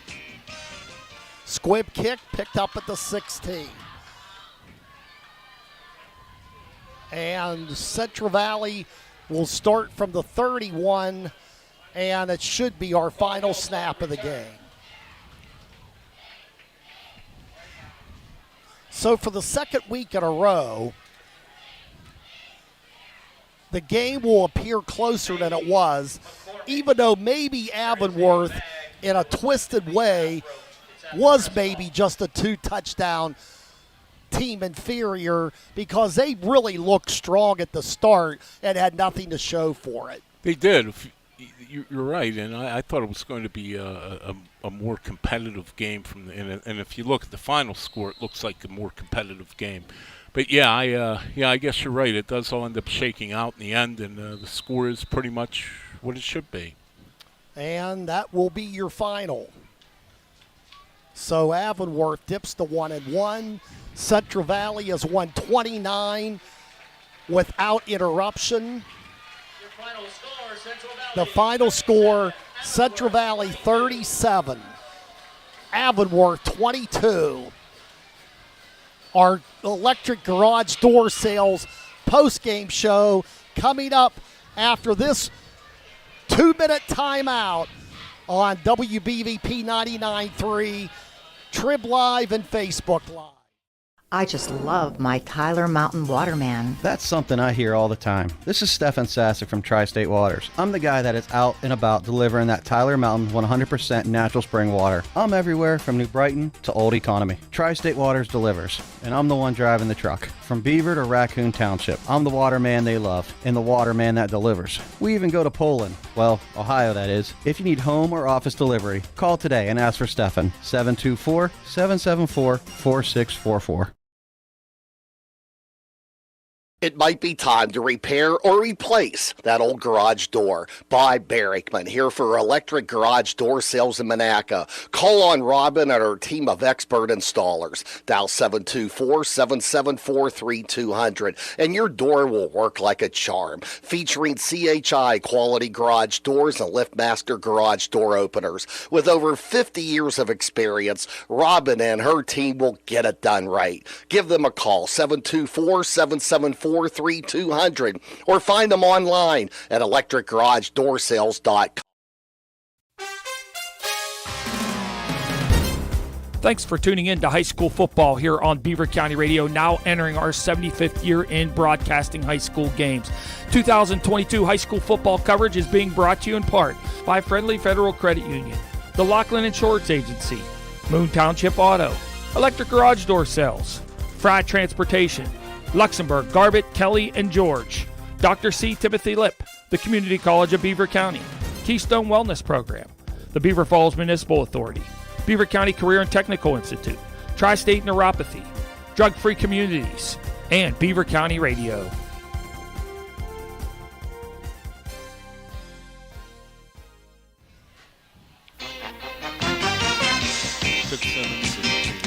And we return. And Central Valley has done it again. 29 wins in a row. They defeat Avonworth 37-22 as our electric garage door sales post-game show is underway. Javen Thompson started it, 60-yard reception with $1:40 to go in the first quarter. The extra point good by DeSantis. It was 7-0. Then a 46-yard field goal by DeSantis made it 10-0. Brett Fitzsimmons, the first of his 4 touchdowns, a 63-yard run, and that made it 16-0. The extra point no good. Fitzsimmons gets a 28-yard run to make it 23-0. Fitzsimmons a 17-yard run late in the second quarter, and it was 30-0 going into the locker room. Avonworth finally gets on the board on a 21-yard pass to Biagirelli, and the extra point made it 30-7. But Fitzsimmons on an 80-yard run with 4 minutes to go in the third makes it 37-7. and then 2 late touchdowns by the Antelopes. Faulkner on a 24-yard catch, 37-14. And then Hanny on a 10-yard run and a pass for 2 to Adams. And it makes the final 37-22, and Central Valley wins for the 29th time in a row. An amazing streak keeps going, and Central Valley wins again, and quite a impressive performance. I know Avonworth scored a couple of touchdowns late on the Warriors' backups and made the score look closer than it was, but very impressive. Central Valley looking good here 2 games into the season. There was a little bit of question. They lost a lot of kids from the state championship team to graduation, but they look awfully strong again under Mark Lyons, who now is 126-29 in the 13 years since the merger of Monaca and Center High Schools into Central Valley. All right, we're going to be back after this break for Electric Garage door sales. We'll announce our CCBC players of the game. That coming up next. Central Valley, a winner, 37-22 over Avonworth, and we'll return one more time to Center Township on Beaver County Radio and Trib Live. I just love my Tyler Mountain Waterman. That's something I hear all the time. This is Stefan Sasek from Tri-State Waters. I'm the guy that is out and about delivering that Tyler Mountain 100% natural spring water. I'm everywhere from New Brighton to Old Economy. Tri-State Waters delivers, and I'm the one driving the truck. From Beaver to Raccoon Township, I'm the waterman they love and the waterman that delivers. We even go to Poland, well, Ohio that is. If you need home or office delivery, call today and ask for Stefan, 724-774-4644. They must have. And we're back. Well, it's time to announce our CCBC players of the game. Now, we were almost coming to fisticuffs, John, but Tom Hayes settled things down. Our former broadcast partner, he said, I would go with Brett Fitzsimmons. He thought he had a pretty good game. He had 4 touchdowns, 200-odd yards rushing. Does that put him over the top? Well, when a Hall of Famer like Tom Hayes speaks, I think you have to listen. So, yeah, I'm going to go with Brett Fitzsimmons as the player of the game for Central Valley tonight. The 2 long runs and the 80-yard run in particular was a thing of beauty. He did a lot of that on his own. It was quite an impressive run. Okay, and Keith Walsh, since I know you're going to look for the spelling, to make it accurate, and I forget the reason, but the S, the first S after the Z, is capitalized. Please put it on our Facebook page as such. Brett Fitzsimmons wins it for Central Valley. Who do you like for the Antelopes? Well, for the Antelopes, I'm going to have to go with Brandon Biedrelli. And I think I mispronounced it, poor Brandon. But anyway, for a guy who was not supposed to be the focal point of the offense coming in tonight, Luke Hilliard had the big game in the opener for Avonworth. He, big number 6 there, did quite a nice job. He ran hard, got some gains, caught a touchdown pass, and really stood out for Avonworth. A really nice game and a losing effort. All right, Brandon Biagirelli wins it for Avonworth. Brett Fitzsimmons, yes, the capital S in the middle for the Central Valley Warriors. Congratulations. They'll be invited to a future coach's corner at the St. Barnabas studio on 7th Avenue, Beaver Falls. And, John, that's going to do it for us. Well, we'll pass along a couple meaningful scores. Start of the 4th quarter, Beaver Falls trailing Beaver 19-16. And Aliquippa's taken a 20-14 lead over Armstrong with about 7.5 minutes to go in that game at Armstrong. One final, Highlands 23, Blackhawk nothing. I assume there's still time left at Freedom. Gentlemen, we're going to send you to that game and the post game. Mike Azadi and Bruce Fry, 16-14 Ambridge. Good one on WNBA. So long for us from WBVP. Final score, it was Central Valley 37, 37-22. I'm thinking of Armstrong. Avonworth, another A. And for Curtis Walsh, Matt Dursey, John Perrano, Boy Barrickman, we'll talk to you later. Let's go to bonus coverage shortly. Ambridge and Freedom on Beaver County Radio.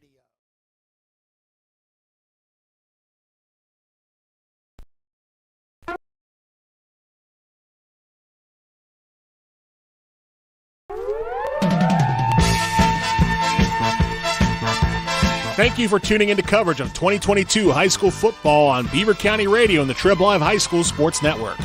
After tonight's game, head to beavercountyradio.com for all the latest scores from across Beaver Valley.